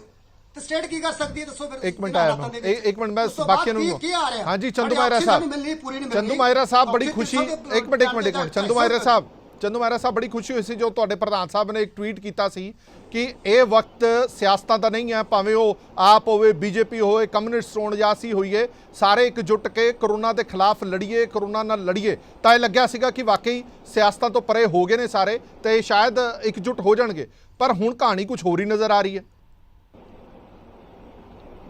ਦੇਖੋ ਬਿਲਕੁਲ ਸਰਦਾਰ ਸੁਖਬੀਰ ਸਿੰਘ ਬਾਦਲ ਨੇ ਇੱਕ ਸੁਨੇਹਾ ਦਿੱਤਾ ਸੀਗਾ ਵੀ ਇਹ ਲੋੜ ਆ, ਸਮਾਂ ਮੰਗ ਕਰਦਾ ਵੀ ਆਪਾਂ ਜਿਹੜੀਆਂ ਪੋਲੀਟੀਕਲ ਹੱਦਾਂ ਨੇ ਉਹਨਾਂ ਨੂੰ ਤੋੜ ਕੇ ਇਕੱਠੇ ਹੋ ਕੇ ਇਸ ਮਹਾਮਾਰੀ ਦੇ ਵਿਰੁੱਧ ਲੜੀਏ। ਪਿਛਲੀ ਵਾਰੀ ਵੀ ਅਸੀਂ ਸਹਿਯੋਗ ਦਿੱਤਾ, ਹੁਣ ਵੀ ਖੁੱਲ੍ਹੇ ਸਹਿਯੋਗ ਦਾ ਅਸੀਂ ਇਹਨਾਂ ਨੂੰ ਨਿਯੁਕਤਾ ਦਿੱਤਾ ਵੀ ਸਾਡੇ ਵੱਲੋਂ ਜੋ ਵੀ ਚਾਹੁੰਦੇ ਆ ਉਹ ਜਿਹਾ ਸਹਿਯੋਗ ਆ। ਜਿਹੜੀ ਗੱਲ ਡਾਕਟਰ ਪਿਆਰੇਲਾਲ ਗਰਗ ਜੀ ਨੇ ਬੜੇ ਵਧੀਆ ਅੰਕੜੇ ਦਿੱਤੇ ਨੇ ਉਹਨਾਂ ਨੇ, ਮੈਂ ਉਹਨਾਂ ਤੋਂ ਅੱਗੇ ਇੱਕ ਸਵਾਲ ਕਰਦਾ ਸਵੈਚ ਸਾਹਿਬ ਨੂੰ, ਉਹਨਾਂ ਅੰਕੜੇ ਨੂੰ ਅੱਗੇ ਤੋਰ ਕੇ ਵੀ ਇਹ ਅੰਕੜੇ ਕੇਂਦਰ ਦਾ ਜਿਹੜਾ ਵਤੀਰਾ ਪੰਜਾਬ ਦੇ ਨਾਲ ਭੇਦਭਾਵ ਵਾਲਾ ਉਹ ਸਾਹਮਣੇ ਆਇਆ। ਪਰ ਗੱਲ ਤਾਂ ਇਹ ਆ, ਜਿਵੇਂ ਮੈਂ ਪਹਿਲਾਂ ਕਿਹਾ ਵੀ ਜਦੋਂ ਪਤਾ ਸੀ ਵੀ ਸੈਕਿੰਡ ਵੇਵ, ਖਤਰਨਾਕ ਵੇਵ ਇੱਕ ਸਾਹਮਣੇ ਆ ਰਹੀ ਆ, ਤਾਂ ਤੁਸੀਂ ਉਦੋਂ ਤਿਆਰੀਆਂ ਕੀ ਕੀਤੀਆਂ? ਉਦੋਂ ਤੁਹਾਡੇ ਸਿਹਤ ਮੰਤਰੀ ਸਾਹਿਬ ਗਲੀਆਂ ਨਾਲੀਆਂ ਦੇ ਉਦਘਾਟਨ ਕਰਦੇ ਫਿਰੀ ਗਏ। ਮੈਨੂੰ ਉਹ ਸਮਾਂ ਦੱਸੋ, ਡੇਟ ਦੱਸੋ ਜਿੱਦਣ ਤੁਹਾਡੇ ਸਿਹਤ ਮੰਤਰੀ ਜੀ ਜਾਂ ਮੁੱਖ ਮੰਤਰੀ ਜੀ ਦਿੱਲੀ ਜਾ ਕੇ ਇਸ ਮਹਾਮਾਰੀ ਦੀ ਸੈਕੰਡ ਵੇਵ ਦੇ ਵਿਰੁੱਧ ਲੜਨ ਦੇ ਲਈ ਕੋਈ ਗੱਲਬਾਤ ਕੇਂਦਰ ਦੇ ਨਾਲ ਕਰਕੇ ਆਏ ਹੋਣ ਜਾਂ ਇਸ ਪੱਖਪਾਤੀ ਰਵੱਈਏ ਦੇ ਵਿਰੁੱਧ ਕੋਈ ਆਵਾਜ਼ ਚੱਕ ਕੇ ਆਏ ਹੋਣ। ਹੁਣ ਜਦੋਂ ਵਿਪਤਾ ਪਈ ਆ ਕਿ ਹੁਣ ਆਪਾਂ ਸਿਰਫ ਬਿਆਨਾਂ ਰਾਹੀਂ, ਸਿਰਫ ਭਾਸ਼ਣਾਂ ਦੇ ਰਾਹੀਂ ਆਪਣਾ ਡੰਗ ਟਪਾ ਰਹੇ ਹਾਂ।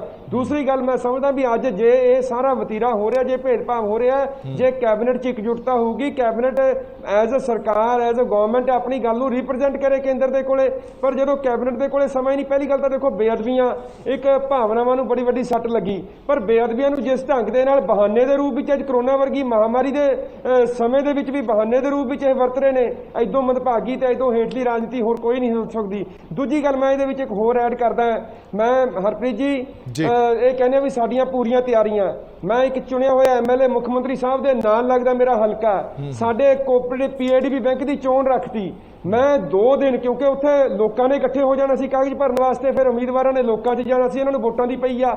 ਮੈਂ 2 ਦਿਨ ਕਰੋਨਾ ਵਰਗੀ ਮਹਾਮਾਰੀ ਦੇ ਵਿੱਚ 2 ਦਿਨ ਇੱਕ ਵਿਧਾਇਕ ਮੁੱਖ ਮੰਤਰੀ ਸਾਹਿਬ ਨੂੰ ਟੈਲੀਫੋਨ ਮਿਲਾਉਂਦਾ ਰਿਹਾ। ਦਫ਼ਤਰ ਵਾਲੇ ਕਹਿੰਦੇ ਕੋਠੀ ਹੋਣਗੇ, ਕੋਠੀ ਵਾਲਿਆਂ ਦਾ ਜਵਾਬ ਇਹ ਸੀ ਵੀ ਉਹ ਤਾਂ ਆਉਂਦੇ ਹੀ ਨਹੀਂ ਕੋਠੀ। ਮੈਂ ਕਿਹਾ ਕਿੱਥੇ ਗੱਲ ਕਰੀਏ, ਉਹਨਾਂ ਨਾਲ ਸੰਪਰਕ ਮੇਰਾ 2 ਦਿਨ, ਚਲੋ ਬਾਅਦ 'ਚ ਤਾਂ ਹੁਣ ਚੋਣੇ ਰੱਦ ਮਜਬੂਰਨ ਕਰਨੀ ਪਈ ਸਰਕਾਰ ਨੂੰ ਜਦੋਂ ਲੋਕਾਂ ਦਾ ਦਬਾਅ ਪਿਆ, ਪਰ 2 ਦਿਨ ਕਰੋਨਾ ਵਰਗੀ ਮਹਾਮਾਰੀ ਦੇ ਵਿੱਚ, ਇਸ ਲੋਕ ਰਾਜ ਦੇ ਵਿੱਚ ਜੇ ਇੱਕ ਵਿਧਾਇਕ ਆਪਣੇ ਮੁੱਖ ਮੰਤਰੀ ਨਾਲ ਗੱਲ ਨਹੀਂ ਕਰ ਪਾਊਗਾ ਤਾਂ ਉਹ ਸਰਕਾਰ ਦੀਆਂ ਕਰੋਨਾ ਮਹਾਮਾਰੀ ਦੇ ਵਿੱਚ ਕੀ ਤਿਆਰੀਆਂ, ਆਪਣੇ ਆਪ ਮੂੰਹ ਬੋਲਦੀ ਤਸਵੀਰ ਆ। ਮੈਂ ਤੁਹਾਨੂੰ ਇੱਕ ਹੋਰ ਕਹਿਣਾ ਕਿ ਕੇਵਲ ਸਰਕਾਰ ਹੀ ਨਹੀਂ 2022 ਨੂੰ ਲੈ ਕੇ ਕੰਮ ਕਰ ਰਹੀ ਆ। ਜਿਹੜੀ ਗੱਲ ਸਰਦਾਰ ਇਕਬਾਲ ਸਿੰਘ ਜੀ ਨੇ ਕਹੀ ਨਾ ਵੀ ਤੁਹਾਡੇ ਇੱਥੇ ਮਤਲਬ ਸਾਡੇ ਪੰਜਾਬ 'ਚ, ਸਾਡੇ ਉੱਥੇ ਮਤਲਬ ਤੁਸੀਂ ਦਿੱਲੀ, ਚਲੋ ਸਾਰਾ ਹਿੰਦੁਸਤਾਨ ਇੱਕ ਆ, ਪਰ ਆ ਤੁਹਾਡੇ ਸਾਡੇ ਖਾਸ ਤੌਰ ਦੇ ਉੱਤੇ ਇਕਬਾਲ ਸਿੰਘ ਜੀ ਤੁਸੀਂ ਤਾਂ ਘੱਟੋ ਘੱਟ ਪੰਜਾਬ ਦੇ ਨਾਲ ਖੜ ਕੇ ਪੰਜਾਬ ਦੀ ਗੱਲ ਕਰੋ। ਜਿਹੜੀ ਗੱਲ ਤੁਸੀਂ ਕਹਿ ਰਹੇ ਹੋ, ਮਾਨਯੋਗ ਮੁੱਖ ਮੰਤਰੀ ਦਿੱਲੀ ਕੇਜਰੀਵਾਲ ਸਾਹਿਬ ਅੱਜ ਪੰਜਾਬ ਦੇ ਵਿੱਚ ਜਿਹੜੇ ਪ੍ਰਾਈਵੇਟ ਹਸਪੀਟਲ ਦੇ ਵਿੱਚ, ਸਰਕਾਰੀ ਹਸਪਤਾਲਾਂ 'ਚ ਲੋਕ ਜਾਣ ਤੋਂ ਡਰ ਰਹੇ ਨੇ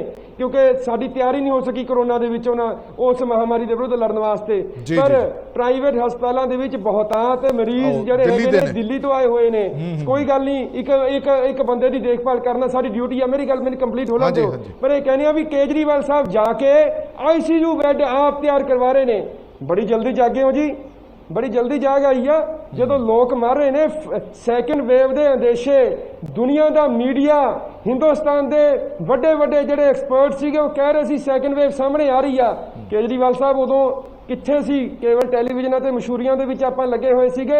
ਮੈਂ ਕਿਸੇ ਤੇ ਨਿੱਜੀ ਤੌਰ ਤੇ ਇਲਜ਼ਾਮ ਨਹੀਂ ਲਾਉਂਦਾ, ਮੈਂ ਕਹਿੰਦਾ ਸਾਡੇ ਪੋਲੀਟੀਕਲ ਸਿਸਟਮ ਨੂੰ ਆਪਣੇ ਆਪ ਵਿੱਚ ਇੱਕ ਬਹੁਤ ਵੱਡੇ ਸੁਧਾਰ ਦੀ ਲੋੜ ਆ। ਲੋਕ ਤੱਕ ਰਹੇ ਨੇ, ਜਿਹੜੀ ਪਨੀਰੀ ਆ, ਜਿਹੜੀ ਜਵਾਨੀ ਆ, ਉਹਨਾਂ ਨੇ ਇਹਨਾਂ ਸਾਰੀਆਂ ਚੀਜ਼ਾਂ ਤੋਂ ਕੁਛ ਨਾ ਕੁਛ ਸੇਧ ਲੈਣੀ ਹੁੰਦੀ ਆ। ਵਤੀਰਾ, ਰਵੱਈਆ, ਆਪਣੇ ਕਿਰਦਾਰ ਨੂੰ ਕਿਤੇ ਨਾ ਕਿਤੇ ਥੋੜਾ ਬਹੁਤਾ ਉਹ 'ਚ ਸੁਧਾਰ ਲਿਆਉਣਾ ਪੈਣਾ, ਨਹੀਂ ਆਉਣ ਵਾਲਾ ਸਮਾਂ ਹੋਰ ਵੀ ਤਰਾਸਦੀ ਭਰਪੂਰ ਰਹੂਗਾ। ਸਿਸਟਮ ਨੂੰ ਤਾਂ ਸੁਧਾਰਾਂਗੇ ਜੇ ਸਾਡੇ ਕਿਰਦਾਰ ਤਾਂ ਘੱਟੋ ਘੱਟ ਠੀਕ ਹੋਣ।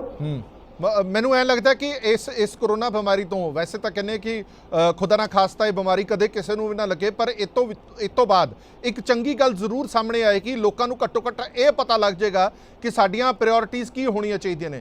ਜਦੋਂ ਸਾਡੇ ਤੋਂ ਲੀਡਰ ਵੋਟਾਂ ਮੰਗਣ ਆਉਣ ਤਾਂ ਘੱਟੋ ਘੱਟ ਅਸੀਂ ਉਹਨਾਂ ਨੂੰ ਇਹ ਜਵਾਬ ਦੇ ਸਕੀਏ ਕਿ ਹੁਣ ਤੁਹਾਨੂੰ ਵੋਟ ਕਿਸ ਬਨਾਵ ਤੇ ਦਈਏ, ਕਿਸ ਹਿੱਸੇ ਦੇ ਨਾਲ ਤੁਸੀਂ ਵੋਟ ਮੰਗਦੇ ਹੋ। ਜਦੋਂ ਤੁਸੀਂ ਸਾਡੀਆਂ ਸਿਹਤਾਂ ਦਾ ਧਿਆਨ ਨਹੀਂ ਰੱਖ ਸਕਦੇ, ਜਦੋਂ ਸਾਡੀਆਂ ਜਾਨਾਂ ਨਹੀਂ ਬਚਾ ਸਕਦੇ, ਜਦੋਂ ਤੁਸੀਂ ਸਾਨੂੰ ਆਕਸੀਜਨ ਪ੍ਰੋਵਾਈਡ ਨਹੀਂ ਕਰਾ ਸਕਦੇ, ਤਾਂ ਤੁਸੀਂ ਹੱਕਦਾਰ ਨਹੀਂ ਹੈਗੇ, ਤੁਸੀਂ ਸਾਡੀਆਂ ਵੋਟਾਂ ਮੰਗੋ। ਮੈਨੂੰ ਲੱਗਦਾ ਕਿ ਲੋਕਾਂ ਦੇ ਵਿੱਚ ਜਾਗਰੂਕਤਾ ਇੰਨੀ ਕੁ ਜ਼ਰੂਰ ਆ ਗਈ ਹੋਣੀ ਹੈ ਕਿ ਹੁਣ ਜਿਹੜਾ ਵੀ ਲੀਡਰ ਵੋਟ ਮੰਗਣ ਜਾਏਗਾ ਤਾਂ ਸਵਾਲ ਜ਼ਰੂਰ ਪੁੱਛਿਆ ਜਾਵੇ। ਇਕਬਾਲ ਸਿੰਘ ਜੀ, ਸਵਾਲ ਤਾਂ ਤੁਹਾਡੇ ਤੇ ਵੀ ਖੜੇ ਹੋਣਗੇ, ਤੁਹਾਡੇ ਤੋਂ ਵੀ ਇਦਾਂ ਦੇ ਹੀ ਸਵਾਲ ਪੁੱਛੇ ਜਾਣਗੇ, ਕਿਉਂਕਿ ਤੁਸੀਂ ਸਭ ਤੋਂ ਵੱਧ ਕਹਿੰਦੇ ਸੀਗੇ ਕਿ ਸਿਹਤ ਮਾਡਲ ਜਿਹੜਾ ਦਿੱਲੀ ਦਾ ਉਹ ਪੂਰੇ ਮੁਲਕ ਦੇ ਵਿੱਚ ਲਾਗੂ ਹੋਣਾ ਚਾਹੀਦਾ। ਖੈਰ ਉਹ ਮੁੱਦਾ ਵੀ ਹੈਗਾ ਨਾਲ, ਪਰ ਅੱਜ ਮੁੱਦਾ ਇਹ ਵੀ ਹੈਗਾ ਕਿ ਕੀ ਵਾਕਈ ਤੁਹਾਡੀਆਂ ਪ੍ਰਾਇੋਰਟੀਜ਼, ਜਦੋਂ ਇਹ ਬਿਮਾਰੀ ਏਡੀ ਵੱਡੀ ਆ ਜਾਵੇ ਉਦੋਂ ਤਾਂ ਤੁਹਾਡੀ ਪ੍ਰਾਇੋਰਟੀ ਸਿਰਫ ਤੇ ਸਿਰਫ ਇਸ ਬਿਮਾਰੀ ਨਾਲ ਨਜਿੱਠਣਾ ਹੀ ਹੋਏਗਾ।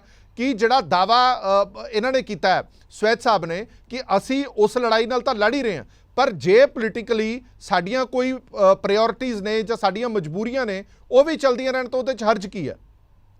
ਨਹੀਂ, ਹਰਜ ਤਾਂ ਇਹ ਹੈਗਾ ਨਾ, ਦੇਖੋ ਇਹਨਾਂ ਨੂੰ ਜਿਹੜਾ 2022 ਦਿਖ ਰਿਹਾ ਨਾ ਉਹਦੇ 'ਚ ਇਹ ਖੇਮੇਬੰਦੀ ਇਹ ਹੋ ਗਈ ਵੀ ਐਮਐਲਏ ਸਾਰੇ ਉਹਦੇ 'ਚ ਲੱਗ ਗਏ ਵੀ ਸਿੱਧੂ ਧੜੇ ਜਾਈਏ ਕਿ ਕੈਪਟਨ ਧੜੇ ਜਾਈਏ। ਕਰੋਨਾ ਭੁੱਲ ਗਏ ਸਾਰੇ, ਕਰੋਨਾ ਸਾਰੇ ਭੁੱਲ ਗਏ। ਗੱਲ ਉਹ ਹੋ ਰਹੀ, ਜੇ ਤੁਸੀਂ ਇਸੇ ਵੇਲੇ ਤੁਸੀਂ ਇਹੋ ਜਿਹੀ ਗੱਲ ਛੇੜੋਗੇ ਤਾਂ ਸਾਰਿਆਂ 'ਚ ਇਹ ਮਤਲਬ ਪੈਨਿਕ ਚਲੇ ਗਈ ਉਹਨਾਂ ਐਮਐਲਏਆਂ 'ਚ, ਕਿਉਂਕਿ ਉਹਨਾਂ ਦੀ ਸੱਤਾ ਹਿੱਲਦੀ ਹੈ ਇਸ ਕਰਕੇ।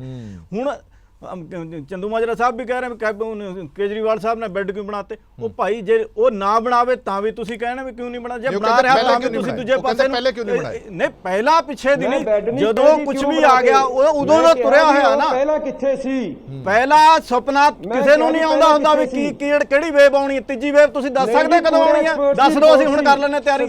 ਤੀਜੀ ਵੇਵ ਦੀ ਸੰਭਾਵਨਾ ਹੈਗੀਆਂ ਚੰਦੂ ਮਾਜਰਾ ਸਾਹਿਬ, ਤੁਸੀਂ ਦੱਸੋ ਕਿੱਦਣ ਆਉਣੀ ਹੈ, ਅਸੀਂ ਹੁਣ ਤਿਆਰੀਆਂ ਕਰ ਦਈਏ। ਪਹਿਲਾਂ ਕਿਸੇ ਨੂੰ ਨਹੀਂ ਪਤਾ ਹੁੰਦਾ, ਜਦੋਂ ਕੋਈ ਚੀਜ਼ ਆਉਂਦੀ ਆ ਉਦੋਂ ਹੀ ਤਿਆਰੀਆਂ ਹੁੰਦੀਆਂ। ਜੇ ਉਦੋਂ ਨਾ ਕੋਈ ਤਿਆਰੀ ਕਰੇ ਫਿਰ ਤੁਸੀਂ ਸਵਾਲ ਚੱਕੋ। ਜੇ ਉਹ ਕਰ ਰਿਹਾ ਤਿਆਰੀ ਤਾਂ ਤੁਹਾਨੂੰ ਕੀ ਤਕਲੀਫ ਹੈ? ਤੁਹਾਨੂੰ ਇਹ ਹੈ ਵੀ ਉਹ ਨਾ ਕਰੇ, ਜਿਵੇਂ ਅਸੀਂ ਘੇਸੜ ਵੱਟ ਕੇ ਪਏ ਰਹਿੰਦੇ ਸੀ, ਕੇਜਰੀਵਾਲ ਵੀ ਪਿਆ ਰਹੇ। ਕੇਜਰੀਵਾਲ ਘੇਸੜ ਵੱਟ ਕੇ ਪੈਣ ਵਾਲਾ ਬੰਦਾ ਨਹੀਂ ਹੈਗਾ, ਉਹ ਕੰਮ ਕਰ ਰਿਹਾ, ਠੀਕ ਹੈ।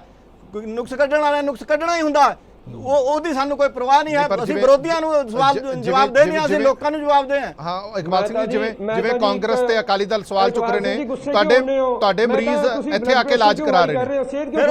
ਨਹੀਂ ਫਿਰ ਜਿਹੜੇ ਸਾਡੇ ਦਿੱਲੀ ਚ ਆ ਰਹੇ ਉਹਨਾਂ ਨੂੰ ਅਸੀਂ ਬੈਰੀਅਰ ਲਾ ਦਈਏ? ਸਾਡਾ ਦਿੱਲੀ 4 ਚੁਫੇਰੇ ਤੋਂ ਖੁੱਲਾ ਹੋਇਆ ਮਹਾਨਗਰ ਹੈ, ਉਹ ਪੰਜਾਬ ਵਾਂਗੂ ਖੁੱਲਾ ਨਹੀਂ ਹੈਗਾ, ਮਹਾਨਗਰ ਹੈ। ਜਿੰਨੇ ਮਹਾਨਗਰ ਇੰਡੀਆ 'ਚ ਸਭ ਤੋਂ ਬਾਅਦ 5ਵੇਂ ਨੰਬਰ ਤੇ ਦਿੱਲੀ ਦਾ ਨੰਬਰ ਆਉਂਦਾ।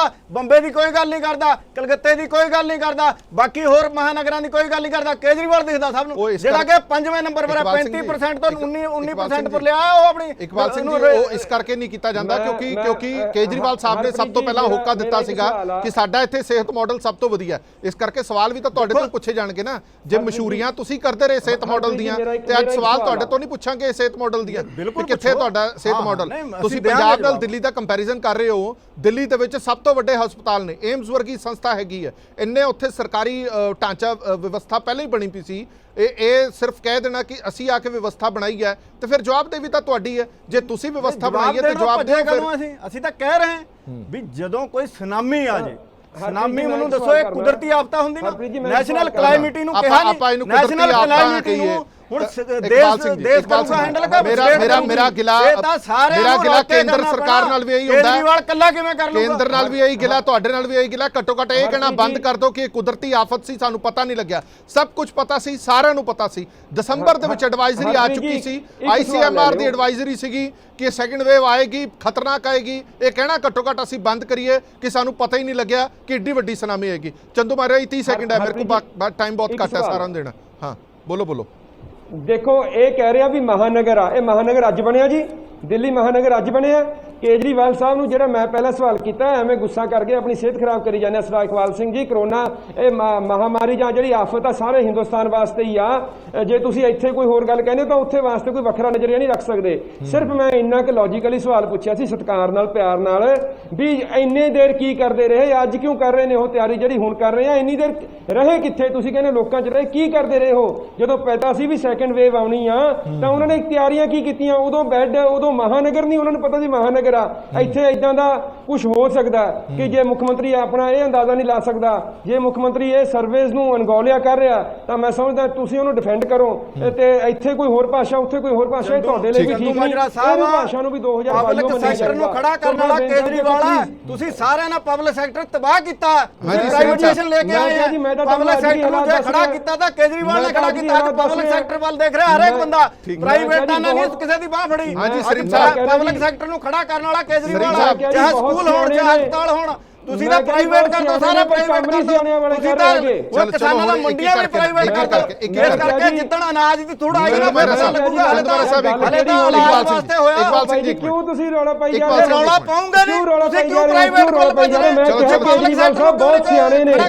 ਸੁਣੋ ਤਾਂ ਸਹੀ, ਪਬਲਿਕ ਸੈਕਟਰ ਨੂੰ ਖੜਾ ਕਰੋ। ਸੁਣੋ ਤਾਂ ਸਹੀ, ਮੋਦੀ ਸਾਹਿਬ ਸਭ ਕੁਝ ਵੇਚਣ ਤੇ ਲੱਗੇ ਵਾ। ਤੁਸੀਂ ਕਿਉਂ ਰੋਈ ਜਾ ਰਹੇ ਹੋ? ਹਾਂਜੀ ਸਰੀਨ ਸਾਹਿਬ ਤੋਂ ਗੱਲ ਤਾਂ ਸੁਣ ਲਓ। ਸਰੀਨ ਸਾਹਿਬ ਆਵਾਜ਼ ਆ ਰਹੀ ਮੇਰੀ। ਕਿਉਂ ਰੋ ਰਹੇ ਹੋ? ਮੈਂ 1 ਮਿੰਟ ਹਰਪ੍ਰੀਤ ਜੀ, ਮੈਂ ਕਹਿਣਾ ਵੀ ਕੇਜਰੀਵਾਲ ਸਾਹਿਬ ਸਿਆਣੇ ਆ, ਪਰ ਗੱਲ ਨਹੀਂ ਸਿਆਣੇ ਵਾਲੀ ਕੀਤੀ ਹੈਗੀ ਜਿਹੜਾ ਇੰਨੀ ਲੇਟ ਉੱਠੇ ਨੇ ਉਹ। ਚਲੋ ਠੀਕ ਹੈ, ਮੇਰੇ ਕੋਲ ਸਮਾਂ ਘੱਟ ਹੈ। ਗਰਗ ਸਾਹਿਬ ਤੋਂ ਲੈਣੇ ਆ। ਸਰੀਨ ਸਾਹਿਬ ਤੱਕ ਆਵਾਜ਼ ਨਹੀਂ ਆ ਰਹੀ। ਸਰੀਨ ਸਾਹਿਬ ਨੂੰ ਦੁਬਾਰਾ ਫੋਨ ਲਗਾਇਆ ਜਾਵੇ, ਇੱਕ ਜਵਾਬ ਜ਼ਰੂਰ ਲਾਂਗੇ। ਗਰਗ ਸਾਹਿਬ, ਹੁਣ ਸਵਾਲ ਇਹ ਖੜਾ ਹੁੰਦਾ ਹੈ ਕਿ ਜਿਵੇਂ ਮੈਂ ਪਹਿਲਾਂ ਕਿਹਾ ਕਿ 200 ਮੌਤਾਂ ਹੋਈਆਂ ਨੇ ਕੱਲ। ਸਵੈਚ ਸਾਹਿਬ ਕਹਿ ਰਹੇ ਕਿ ਬੜੀ ਤਨਦੇਹੀ ਦੇ ਨਾਲ ਅਸੀਂ ਕੰਮ ਕਰ ਰਹੇ ਹਾਂ।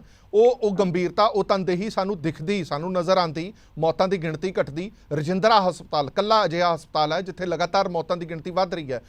ਲਗਾਤਾਰ ਇਹ ਕਹਿਣਾ ਸਿਰਫ ਲੋਕਾਂ ਦੇ ਸਿਰ ਤੇ ਠੀਕਰਾ ਪੰਨਾ ਕਿ ਮੌਤ ਦਰ ਇੱਥੇ ਇਸ ਕਰਕੇ ਵੱਧਦਾ, ਲੋਕ ਲੇਟ ਆਉਂਦੇ ਨੇ। ਸਵੈਚ ਸਾਹਿਬ ਧਿਆਨ ਨਾਲ ਸੁਣ ਲਿਓ, ਮੈਂ ਤੁਹਾਨੂੰ ਇੱਕ ਉਦਾਹਰਨ ਦੇ ਰਿਹਾ। 28 ਤਰੀਕ ਨੂੰ ਮੇਰੇ ਇੱਕ ਰਿਸ਼ਤੇਦਾਰ ਦਾ ਟੈਸਟ ਹੋਇਆ ਸੀਗਾ ਕਰੋਨਾ ਦਾ, ਤੇ ਉਦੋਂ ਜਿਹੜੀ ਹੈ ਰਿਪੋਰਟ ਮਿਲੀ ਹੈ ਕੱਲ 16 ਦਿਨ ਬਾਅਦ ਰਿਪੋर्ट आई है और 16 दिन बाद ਇਹ ਰਿਪੋर्ट आई है कि ਤੁਸੀਂ ਪੋਜ਼ਿਟਿਵ ਹੋ। ਉਹ ਮਰੀਜ਼ ਨੂੰ ਸਿੰਪਟਮ ਸੀਗੇ, ਅਸੀਂ ਉਹਨੂੰ ਕਹਿ ਦਿੱਤਾ ਕਿ ਤੂੰ ਪੋਜ਼ਿਟਿਵ ਮੰਨ ਕੇ ਆਪਣਾ ਇਲਾਜ ਕਰ ਜਦ ਤੱਕ ਰਿਪੋर्ट ਆਏਗੀ। 16 ਦਿਨ ਬਾਅਦ ਰਿਪੋर्ट ਆ ਰਹੀ ਹੈ ਔਰ ਇਹ ਕਹਿ ਰਹੀ ਹੈ ਕਿ ਪੋਜ਼ਿਟਿਵ ਹੋ। ਤੁਸੀਂ ਕਹਿ ਰਹੇ ਹੋ ਕਿ ਬੜੀ ਤਨਦੇਹੀ ਨਾਲ ਕੰਮ ਕਰ ਰਹੇ ਹਾਂ। 16 ਦਿਨਾਂ ਦੇ ਵਿੱਚ ਬੰਦਾ ਕਿਤੇ ਦਾ ਕਿਤੇ ਲੰਘ ਜਾਂਦਾ ਜੇਕਰ ਸਿਰਫ ਤੇ ਸਿਰਫ ਇੰਤਜ਼ਾਰ ਕਰਦਾ ਰਹਿੰਦਾ ਕਿ ਮੇਰੀ ਰਿਪੋर्ट ਆਏਗੀ ਉਸ ਤੋਂ ਬਾਅਦ ਮੈਂ ਇਲਾਜ ਕਰਾਂਗਾ। ਗਰਗ ਸਾਹਿਬ ਇਹ ਤੇ ਕੋਈ ਕਮੈਂਟ? ਦੇਖੋ ਹਰਪ੍ਰੀਤ ਜੀ, ਗੱਲ ਇਹ ਹੈ ਵੀ ਇੱਕ ਤਾਂ ਰਿਪੋਰਟ ਜਲਦੀ ਆਉਣੀ ਚਾਹੀਦੀ ਹੈ, ਰਿਪੋਰਟ ਦਾ ਕੋਈ ਦੂਜੇ ਦਿਨ ਆ ਜਾਣੀ ਚਾਹੀਦੀ ਹੈ, ਹੋਰ ਰਿਪੋਰਟਾਂ ਹੋ ਸਕਦੀ ਸੀ। ਪਰ ਇਹ ਜਿਹੜਾ ਵੱਡੀ ਗੱਲ ਹੈ ਨਾ, ਸਾਨੂੰ ਸਾਰੀਆਂ ਪਾਰਟੀਆਂ ਇੱਥੇ ਬੈਠੀਆਂ ਨੇ, ਮੈਂ ਮੁਅੱਜ਼ਜ਼ ਸੱਜਣ ਨੇ, ਇਹ ਪੋਲਿਟਿਕਸ ਨਹੀਂ ਚਲਾਉਣਾ ਮੁਲਕ ਨੂੰ।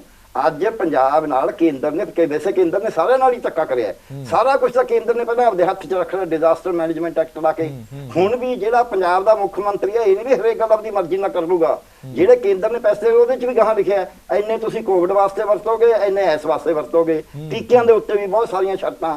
ਜਦ ਆਪਾਂ ਨੂੰ ਤੁਸੀਂ ਕਿਸੇ ਬੰਦੇ ਨੂੰ ਭੇਜ ਦੋ ਲੱਤਾਂ ਬੰਨ੍ਹ ਕੇ, ਹਥਿਆਰ ਦੇਣਾ ਨਹੀਂ ਤੇ ਨਾਲ ਤੁਸੀਂ ਕਹੀ ਜਗ੍ਹਾ ਲੜਾਈ ਕਰੋ, ਫਿਰ ਉਹਨੇ ਹਾਰਨਾ ਹੀ ਹਾਰਨਾ ਹੈ। ਸੋ ਇਹਦੇ ਵਿੱਚ ਨਾ ਤਾਂ ਇੱਥੋਂ ਦੀ ਸਿਆਸਤ ਇਕੱਠੀ ਹੋ ਰਹੀ ਹੈ। ਮੈਂ ਇੱਕ ਗੱਲ ਜਿਹੜੀ ਵਿੱਚੋਂ ਸੁਣੀ ਹੈ, ਜੋ ਕਿਸੇ ਨੇ ਕਾਊਂਟਰ ਨਹੀਂ ਕਰੀ, ਕਿ ਅਕਾਲੀ ਦਲ ਦੇ ਪ੍ਰਧਾਨ ਨੇ ਕਿਹਾ, ਪ੍ਰਧਾਨ ਜੀ ਨੇ ਕਿ ਆਪਾਂ ਇਕੱਠੇ ਹੋਈਏ। ਇਹ ਵਧੀਆ ਗੱਲ ਸੀ। ਜੇ ਗੱਲ ਨੂੰ ਮੰਨਿਆ ਜਾਵੇ, ਜਿਵੇਂ ਕਿਸਾਨੀ ਬਿਨਾਂ ਤੇ ਇਕੱਠੇ ਹੋਏ ਸੀ, ਮੈਨੂੰ ਪਤਾ ਵੀ ਬੀਜੇਪੀ ਦੇ ਐਮਐਲਏ ਦੇ ਵਿੱਚ ਵੀ ਨਹੀਂ ਆਉਣਾ ਸੰਭਾਵਨਾ ਹੈ, ਪਰ ਜੇ ਆ ਜਾਣ ਚੰਗੀ ਗੱਲ ਹੈ। ਇਸ ਆਫਤ ਦੇ ਵਿੱਚ ਸਾਰੇ ਇਕੱਠੇ ਹੋ ਕੇ ਲੜਨ, ਉਹਦੇ ਵਿੱਚੋਂ ਜਿਹੋ ਜਿਹੀ ਵਧੀਆ ਲੜਾਈ ਕਰਨਗੇ, ਆਪੇ ਲੋਕਾਂ ਨੂੰ ਪਤਾ ਲੱਗ ਜੂ ਵੀ ਚੱਲ ਯਾਰ ਸਾਡੇ ਨਾਲ ਸਿਆਸਤ ਖੜੀ ਹੈ। ਕਿਉਂਕਿ ਸਿਆਸੀ ਜਿਹੜੀ ਯਕਜਹਿਤੀ ਹੈ, ਸਿਆਸੀ ਸਾਡੀ ਵਿਧਾਨ ਸਭਾ ਦੇ ਚੁਣੇ ਹੋਏ ਐਮਐਲਏ ਮੁਅੱਜ਼ਜ਼ ਖੜੇ ਨੇ ਨਾਲ, ਤਾਂ ਲੋਕਾਂ ਨੂੰ ਇਹ ਹੁੰਦਾ ਹੈ। ਦੂਜੀ ਗੱਲ ਇਹ ਹੈ ਕਿ ਉਹਦੇ ਉੱਤੇ ਅਸੀਂ ਆਪਣੇ ਪੰਜਾਬ ਨਾਲ ਜਿਹੜਾ ਵੀ ਸਾਨੂੰ ਉਹ ਨਹੀਂ ਮਿਲੇ। ਹੁਣ ਕਿਸੇ ਨੇ ਸਵਾਲ ਜਿੰਨਾ ਪੰਜਾਬ ਨੂੰ ਚੁੱਕਣਾ ਚਾਹੀਦਾ ਸੀ ਬਾਕੀਆਂ ਨੂੰ ਵੀ, ਕਿ ਤੁਸੀਂ ਕੇਂਦਰ ਨੂੰ ਤਾਂ 150 ਰੁਪਏ ਟੀਕਾ ਲੈ ਰਹੇ ਹੋ, ਸਟੇਟਾਂ ਨੂੰ 300 ਦੇ ਰਹੇ ਹੋ, ਉਹਨੂੰ ਫਿਰ ਤੁਸੀਂ ਤਾਂ ਫਿਰ ਉਹਨੂੰ 30,000 ਕਰੋੜ ਦਾ ਜਿਹੜਾ ਮੁਨਾਫਾ ਦਿੱਤਾ ਮੋਦੀ ਸਾਹਿਬ ਨੇ, ਇਹ ਕਿਉਂ ਦਿੱਤਾ? ਅਸੈਂਸ਼ੀਅਲ ਕਮੋਡਿਟੀ ਤੁਸੀਂ ਉਹ ਜਿਹੜੇ ਡਰੱਗਸ ਨੰਬਰ 1 ਨੇ ਐਕਟ 'ਚ, ਜਿਹੜੇ ਐਕਟ ਦਾ ਰੌਲਾ ਪਿਆ ਹੋਇਆ ਕਿਸਾਨ ਜਿਹੜਾ ਉਹ ਕਰ ਰਹੇ ਨੇ, ਉਹ ਅਸੈਂਸ਼ੀਅਲ ਕਮੋਡਿਟੀ ਕਿਉਂ ਨਹੀਂ ਡਿਕਲੇਅਰ ਕਰੀ? ਤੁਸੀਂ ਬਲੈਕ ਡਰੱਗਸ ਦੀ ਹੋ ਰਹੀ ਹੈ, ਰੈਮਡੈਸਿਵਿਰ ਵਗੈਰਾ, ਉਹ ਸਾਰੀਆਂ ਦੀ ਕੀਮਤਾਂ ਕੇਂਦਰ ਤੈਅ ਕਰਦਾ ਹੈ, ਸੂਬੇ ਕੋਲ ਕੋਈ ਇਖਤਿਆਰ ਨਹੀਂ ਉਹਦਾ। ਉਹਦੀ ਕੁਆਲਿਟੀ ਵੀ ਉਹ ਤੈਅ ਕਰਦਾ ਹੈ ਕਿ ਉਹਦਾ ਤੁਸੀਂ ਕਿਉਂ ਨਹੀਂ ਕੁਝ ਕਰਿਆ? ਸੋ ਇਹਨਾਂ ਨੂੰ ਇਕੱਠੇ ਆਕਸੀਜਨ ਪਲਾਂਟ ਲਾਉਣੇ ਸੀ। ਪੰਜਾਬ ਨੂੰ ਮਨਜ਼ੂਰੀ ਨਹੀਂ ਦਿੱਤੀ, ਅਕਤੂਬਰ ਦਾ ਭੇਜਿਆ ਹੋਇਆ ਸੀ ਆਕਸੀਜਨ ਪਲਾਂਟ ਲਾਉਣ ਵਾਸਤੇ। ਜੇ ਮਨਜ਼ੂਰੀ ਕੇਂਦਰ ਨੇ ਦੇਣੀ ਆ, ਫਿਰ ਸਭ ਫਟਾਫਟ ਦੇਵੇ, ਜਾਂ ਇਹ ਕਹਿੰਦੇ ਵੀ ਜਿਹਨੇ ਜਿੱਥੋਂ ਖਰੀਦਣਾ ਖਰੀਦ ਲਓ। ਦੇਖੋ ਤੁਸੀਂ ਆਪਾਂ ਮੰਨ ਕੇ ਚੱਲੀਏ, ਅੱਜ ਕੇਂਦਰ ਨੇ ਸਭ ਤੋਂ ਜ਼ਿਆਦਾ ਨਲਾਇਕੀ ਕਰੀ ਹੈ, ਉਦੋਂ ਅੱਗੇ ਸਟੇਟਾਂ ਨੇ ਜਿੰਨਾ ਕੁ ਕਰ ਸਕਦੇ ਸੀ ਗਿਵਨ ਸੋਰਸੇਜ, ਉਹ ਵੀ ਨਹੀਂ ਕਰਿਆ। ਉਹ ਕਰਨਾ ਚਾਹੀਦਾ ਸੀ, ਕਈਆਂ ਨੇ ਕਰਿਆ, ਕਈਆਂ ਨੇ ਨਹੀਂ ਕਰਿਆ। ਠੀਕ ਹੈ ਸਰੀਨ ਸਾਹਿਬ, ਜਲਦੀ 30 ਸੈਕਿੰਡ ਹੈ ਸਰੀਨ ਸਾਹਿਬ ਆਪਣੇ ਕੋਲ। ਗਰਗ ਸਾਹਿਬ, ਤੁਸੀਂ ਬਿਲਕੁਲ ਬਾਇਸਡ ਚੱਲ ਰਹੇ ਹੋ। ਮੈਂ ਬੜੇ ਰਿਕਾਰਡ ਦੇ ਨਾਲ ਤੁਹਾਨੂੰ ਹੱਥ ਜੋੜ ਕੇ ਬੇਨਤੀ ਕਰਦਾ, ਤੁਸੀਂ ਟੋਟਲੀ ਬਾਇਸਡ ਚੱਲਦੇ ਪਏ ਹੋ। ਆਕਸੀਜਨ ਪਲਾਂਟ 5 ਜਨਵਰੀ 2021 ਦੀ ਚਿੱਠੀ ਹੈ, 3 ਐਲੋਕੇਟ ਕੀਤੇ ਗਏ, ਸੈਂਕਸ਼ਨ ਕੀਤੇ ਗਏ ਵਿਦ ਪੈਸਾ ਸੈਂਟਰ ਸਰਕਾਰ ਦਾ, ਔਰ ਤੁਸੀਂ ਉਹ ਕਹਿਣਾ ਭੁੱਲ ਗਏ ਹੋ। ਸੈਂਟਰ ਹਰ ਚੀਜ਼ ਦੇ ਵਿੱਚ ਪੂਰੀ ਤਰ੍ਹਾਂ ਸਹਿਯੋਗ ਕਰ ਰਿਹਾ, ਇਹ ਤੁਸੀਂ ਕਹਿਣਾ ਭੁੱਲ ਗਏ ਹੋ। ਅਸੀਂ ਹੁਣ ਵੀ ਕਹਿੰਦੇ ਆ, ਇਸ ਲੜਾਈ ਦੇ ਵਿੱਚ ਕਰੋਨਾ 'ਚ ਸਾਰਿਆਂ ਨੂੰ ਰਲ ਕੇ ਪੰਜਾਬ ਦੇ ਵਾਸਤੇ ਲੜਨਾ ਚਾਹੀਦਾ ਹੈ, ਔਰ ਕਾਂਗਰਸ ਆਪਣੀ ਲੜਾਈਆਂ ਨੂੰ ਭੁੱਲ ਕੇ ਪੰਜਾਬ ਦੀ ਜਨਤਾ ਬਾਰੇ ਸੋਚੇ। ਅੱਜ ਦਾ ਵਿਸ਼ੇ ਵੀ ਇਹੀ ਹੈਗਾ, ਔਰ ਅਸੀਂ ਪਹਿਲੇ ਦਿਨ ਤੋਂ ਕਹਿੰਦੇ ਆ ਰਹੇ ਹਾਂ, ਪੰਜਾਬ ਸਰਕਾਰ ਜੋ ਸਟੈਪ ਕਰੋਨਾ ਵਾਸਤੇ ਉਹਦੀ ਰੋਕਥਾਮ ਵਾਸਤੇ ਚੱਕੇਗੀ, ਬੀਜੇਪੀ ਅਨਕੰਡੀਸ਼ਨਲ ਸਪੋਰਟ ਦੇਗੀ ਉਹਨੂੰ, ਪੰਜਾਬ ਦੀ ਬੀਜੇਪੀ। ਲੇਕਿਨ ਸਵਾਲ ਤੇ ਇਹ ਹੈ ਕਿ ਸਰਕਾਰ ਕੋਈ ਐਕਟ ਪਾਉਣ ਤੇ ਕਰੇ। ਜੇ ਸਰਕਾਰ ਹੀ ਕੁਝ ਨਹੀਂ ਕਰ ਰਹੀ ਤਾਂ ਅਸੀਂ ਇੱਥੇ ਕੀ ਕਰਾਂਗੇ? ਦੂਜੀਆਂ ਪਾਰਟੀਆਂ ਕੀ ਕਰਨਗੇ? ਚਾਹੇ ਅਕਾਲੀ ਦਲ ਹੋਵੇ, ਚਾਹੇ ਆਪ ਹੋਵੇ, ਚਾਹੇ ਅਸੀਂ ਹੋਈਏ। ਸਵਾਲ ਤਾਂ ਇੰਨਾ ਹੈਗਾ, ਅਸੀਂ ਹੁਣ ਵੀ ਕੈਪਟਨ ਸਾਹਿਬ ਨੂੰ ਕਹਿੰਦੇ ਆ, ਨੀਂਦ ਤੋਂ ਜਾਗੋ ਔਰ ਪੰਜਾਬ ਦੀ ਜਨਤਾ ਦੀ ਬਾਹ ਫੜੋ। ਅਸੀਂ ਸਾਰੇ ਤੁਹਾਡੇ ਨਾਲ ਆ, ਅਸੀਂ ਸਾਰੇ ਰਲ ਕੇ ਉਸ ਲੜਾਈ ਨੂੰ ਲੜੀਏ। ਲੇਕਿਨ ਤੁਸੀਂ ਨਹੀਂ ਲੜੋਗੇ, ਕਪਤਾਨ ਨਹੀਂ ਲੜੂਗਾ, ਤੇ ਟੀਮ ਕੀ ਕਰ ਲੂਗੀ ਪਿੱਛੇ? ਸੋ ਇਸ ਕਰਕੇ ਮੇਰੀ ਬੇਨਤੀ ਹੈ ਕੈਪਟਨ ਸਾਹਿਬ ਨੂੰ ਔਰ ਕਾਂਗਰਸ ਨੂੰ, ਸਾਹਿਬ ਗੁੱਸਾ ਨਾ ਕਰਿਆ ਕਰੋ। ਇਸ ਵੇਲੇ ਆਪਣੀਆਂ ਲੜਾਈਆਂ ਛੱਡ ਦਿਓ। 2022 ਚ ਚੀਫ ਮਿਨਿਸਟਰ ਕਿਹਨੂੰ ਬਣਾਣਾ ਉਹ ਬਾਅਦ ਚ ਸੋਚ ਲਈਓ। ਨਵਜੋਤ ਸਿੰਘ ਸਿੱਧੂ ਨੂੰ ਵੀ ਸਮਝਾ ਲਓ, ਰੰਧਾਵੇ ਨੂੰ ਵੀ ਸਮਝਾ ਲਓ, ਬਾਜਵੇ ਨੂੰ ਵੀ ਸਮਝਾ ਲਓ, ਬਿੱਟੂ ਨੂੰ ਸਮਝਾ ਲਓ, ਤੁਸੀਂ ਬਾਜਵੇ ਨੂੰ ਸਮਝਾ ਲਓ ਕਿ ਪੰਜਾਬ ਦਾ ਬਣਦਾ ਹੱਕ ਦੇ ਦਿਓ। ਸਵੈਚ ਸਾਹਿਬ ਬੋਲਦਾ ਹੀ ਸੁਣ ਲਿਆ ਕਰੋ ਯਾਰ, ਦੇ ਦਿਓ, ਉਹ ਸਵੈਚ ਸਾਹਿਬ ਦਵਾਈਆਂ ਦੇ ਦਿਓ ਤਾਂ ਕਿ ਅਸੀਂ ਅੱਗੇ ਪਹੁੰਚਾ ਸਕੀਏ। ਤੁਸੀਂ ਕੁਝ ਨਹੀਂ ਕੀਤਾ, ਇਹਨਾਂ ਦਾ ਕਰ ਦਿਓ। ਇੱਕ ਸਾਲ ਕੁਝ ਨਹੀਂ ਕੀਤਾ। ਅਸੀਂ ਦੀ ਲੋੜ ਹੈਗੀ ਹੈ, ਤੁਹਾਡੇ ਤੋਂ ਨਲਾਇਕ ਮੁੱਖ ਮੰਤਰੀ ਕੋਈ ਨਹੀਂ ਹੈਗੀ ਅੱਜ ਹਿੰਦੁਸਤਾਨ ਚ। ਤੁਹਾਡੇ ਮੁੱਖ ਮੰਤਰੀ ਤੋਂ ਨਲਾਇਕ ਮੁੱਖ ਮੰਤਰੀ ਕੋਈ ਨਹੀਂਗਾ। ਤੁਹਾਡੇ ਨਲਾਇਕ ਮੁੱਖ ਮੰਤਰੀ ਤੋਂ ਜ਼ਿਆਦਾ ਨਲਾਇਕ ਹਿੰਦੁਸਤਾਨ ਚ ਮੁੱਖ ਮੰਤਰੀ ਕੋਈ ਨਹੀਂ। ਉਹ ਜਿਹੜਾ ਆਪਣੇ ਮਹਿਲ ਚੋਂ ਨਹੀਂ ਨਿਕਲਦਾ, ਜਿਹੜਾ ਆਪਣੇ ਫਾਰਮ ਹਾਊਸ ਚੋਂ ਨਹੀਂ ਨਿਕਲਦਾ, ਉਹ ਪੰਜਾਬ ਦੀ ਜਨਤਾ ਦੀ ਰਾਖੀ ਕਰੂਗਾ। ਅਸੀਂ ਆਪ ਦਾ ਨਿਭਾ ਰਹੇ ਹਾਂ। ਕਿਹੜੀ ਮੀਟਿੰਗ ਕੀਤੀ ਉਹਨੇ? ਕਿਹੜੀ ਲੜਾਈ ਲੜਦਾ ਪਿਆ ਕਰੋਨਾ ਦੀ? ਉਹਨੂੰ ਆਪਣੇ ਮਹਿਲ ਚੋਂ ਨਿਕਲਦੀ ਪੰਜਾਬ ਦੀ ਜਨਤਾ ਨਾਲ ਹੈਗਾ ਤੁਹਾਡਾ ਪਿਆਰ ਨਾ। ਹੈਨਾ ਚਲੋ ਚਲੋ ਮੇਰੇ ਕੋਲ ਸਮਾਂ ਘੱਟ ਹੈ, ਸਮਾਂ ਘੱਟ ਹੈ। ਗੰਭੀਰਤਾ ਤੇ ਸੰਜੀਦਗੀ ਦੇ ਵਿੱਚ ਪੰਜਾਬ ਸਰਕਾਰ ਨੇ ਕੀ ਕੀਤਾ? ਚਲੋ ਠੀਕ ਹੈ, ਬੜਾ ਬੜਾ ਧੰਨਵਾਦ, ਬਹੁਤ ਤਾਂ ਬਹੁਤ ਇਹ ਕਰ ਦੋ ਵੀ ਆਪਣੇ ਦੋਵੇਂ ਆਪਣੇ ਮੁਖੀਆਂ ਨੂੰ ਸਮਝਾ ਲੈਣ। ਆਹੋ ਦੋਨੋਂ ਹੀ ਸਮਝਾ ਲਿਓ। ਬਹੁਤ ਬਹੁਤ ਮਿਹਰਬਾਨੀ ਸਾਰੇ ਮਹਿਮਾਨਾਂ ਦੀ ਇਸ ਪੂਰੇ ਵਿਚਾਰ ਚਰਚਾ ਦੇ ਵਿੱਚ। ਸੋ ਮੁੱਕਦੀ ਗੱਲ ਇਹ ਹੈ, ਸੰਜੀਦਗੀ ਤੇ ਗੰਭੀਰਤਾ ਦੋਵੇਂ ਚੀਜ਼ਾਂ ਬੜੀਆਂ ਜ਼ਰੂਰੀ ਨੇ ਜੇਕਰ ਕਰੋਨਾ ਵਰਗੀ ਮਹਾਮਾਰੀ ਨਾਲ ਲੜਨਾ ਹੈ। ਤੁਸੀਂ ਇੱਥੋਂ ਅੰਦਾਜ਼ਾ ਲਾਓ, ਇਸ ਕੈਮਰੇ ਦੇ ਵਿੱਚ ਹੀ ਨਾਲੇ ਬੋਲਿਆ, ਇਸ ਪੈਨਲ ਦੇ ਵਿੱਚ ਹੀ ਬੋਲਦੇ ਆ ਹਰਿੰਦਰਪਾਲ ਚੰਦੂ ਮਾਜਰਾ ਹੋਰੀ ਕਹਿੰਦੇ ਨੇ ਕਿ 2 ਦਿਨ ਲਗਾਤਾਰ ਮੈਂ ਮੁੱਖ ਮੰਤਰੀ ਨਾਲ ਗੱਲ ਕਰਨ ਦੀ ਕੋਸ਼ਿਸ਼ ਕਰਦਾ ਰਿਹਾ। ਇੱਕ ਐਮਐਲਏ ਕਹਿ ਰਿਹਾ ਕਿ ਮੈਂ ਗੱਲ ਕਰਨ ਦੀ ਕੋਸ਼ਿਸ਼ ਕਰਦਾ ਰਿਹਾ ਸਿਰਫ ਇਸ ਲਈ ਕਿ ਜਿਹੜੀ ਬੈਂਕ ਦੀ ਇਲੈਕਸ਼ਨ ਹੋ ਰਹੀ ਹੈ ਉਹ ਟਾਲ ਦਿਓ, ਨਹੀਂ ਤਾਂ ਇੱਥੇ ਬੜਾ ਇਕੱਠ ਹੋ ਜਾਣਾ, ਕਰੋਨਾ ਹੋਰ ਫੈਲ ਸਕਦਾ ਹੈ। ਇਸ ਕਰਕੇ ਵੀ ਗੱਲ ਨਹੀਂ ਹੋ ਪਾਈ। ਫਿਰ ਇੱਥੋਂ ਪਤਾ ਲੱਗਦੀ ਹੈ ਤੁਹਾਡੀ ਸੰਜੀਦਗੀ, ਤੁਹਾਡੀ ਗੰਭੀਰਤਾ ਇਸ ਬਿਮਾਰੀ ਦੇ ਪ੍ਰਤੀ, ਲੋਕਾਂ ਦੇ ਪ੍ਰਤੀ ਕੀ ਹੈਗੀ ਹੈ। ਲੋਕਾਂ ਨੂੰ ਗੱਲਾਂ ਕਰਨ ਦਾ ਮੌਕਾ ਇਸ ਲਈ ਮਿਲ ਜਾਂਦਾ ਹੈ ਜਦੋਂ ਵੀ ਕੋਈ ਸਵਾਲ, ਜਦੋਂ ਪੁਲਿਸ ਮੁਲਾਜ਼ਮ ਜਾਂਦੇ ਨੇ ਲੋਕਾਂ ਦੇ ਕੋਲ ਕਿ ਚਲੋ ਦੁਕਾਨ ਬੰਦ ਕਰੋ, ਇੱਥੇ ਇਕੱਠ ਨਾ ਕਰੋ, ਤਾਂ ਲੋਕ ਸਵਾਲ ਚੁੱਕਦੇ ਨੇ ਕਿ ਉਹ ਫਲਾਣੀ ਜਗ੍ਹਾ ਤੇ ਤਾਂ ਸਿੱਧੂ ਮੀਟਿੰਗਾਂ ਕਰ ਰਿਹਾ, ਫਲਾਣੀ ਜਗ੍ਹਾ ਤੇ ਤਾਂ ਤ੍ਰਿਪਤ ਰਜਿੰਦਰ ਬਾਜਵਾ ਮੀਟਿੰਗਾਂ ਕਰਦਾ, ਫਲਾਣੀ ਜਗ੍ਹਾ ਤੇ ਤਾਂ ਤੁਸੀਂ ਸੀਐਮ ਡਿਕਲੇਅਰ ਕਰਨ ਦੀਆਂ ਕੋਸ਼ਿਸ਼ਾਂ ਕਰ ਰਹੇ ਹੋ, ਤੇ ਸਾਨੂੰ ਕਹਿੰਦੇ ਹੋ ਕਿ ਤੁਸੀਂ ਘਰਾਂ 'ਚ ਬੈਠੋ, ਸਾਨੂੰ ਕਹਿੰਦੇ ਹੋ ਕਿ ਤੁਸੀਂ ਕੰਮ ਧੰਦੇ ਬੰਦ ਕਰ ਦਿਓ, ਤੁਹਾਡੀਆਂ ਸਿਆਸੀ ਦੁਕਾਨਦਾਰੀਆਂ ਚੱਲਦੀਆਂ ਰਹਿਣ, ਸਾਡੀਆਂ ਦੁਕਾਨਾਂ ਬੰਦ ਕਰਕੇ ਅਸੀਂ ਘਰਾਂ 'ਚ ਬਹਿ ਜਾਈਏ। ਇਸ ਕਰਕੇ ਸਵਾਲ ਚੁੱਕਣ ਦਾ ਮੌਕਾ ਤੁਸੀਂ ਲੋਕਾਂ ਨੂੰ ਖੁਦ ਦਿੰਦੇ ਹੋ, ਸਿਆਸੀ ਜਮਾਤਾਂ ਨੂੰ ਸਵਾਲ ਚੁੱਕਣ ਦਾ ਮੌਕਾ ਤੁਸੀਂ ਖੁਦ ਦਿੰਦੇ ਹੋ। ਇਹ ਸਾਰੀਆਂ ਚੀਜ਼ਾਂ ਨੂੰ ਦਰਕਨਾਰ ਕਰਕੇ ਅੱਜ ਸਭ ਤੋਂ ਵੱਡਾ ਸਾਡਾ ਫਰਜ਼ ਹੈ, ਸੱਤਾਧਾਰੀ ਧਿਰ ਦਾ ਫਰਜ਼ ਹੈ ਕਿ ਲੋਕਾਂ ਦੀ ਜਾਨ ਬਚਾਈਏ। ਦੇਸ਼ ਦੁਨੀਆ ਦੇ ਬਾਕੀ ਖਬਰਾਂ ਲਈ ਬਣੇ ਰਹੋ ਪੀਟੀਸੀ ਨਿਊਜ਼ ਦੇ ਨਾਲ। ਧੰਨਵਾਦ।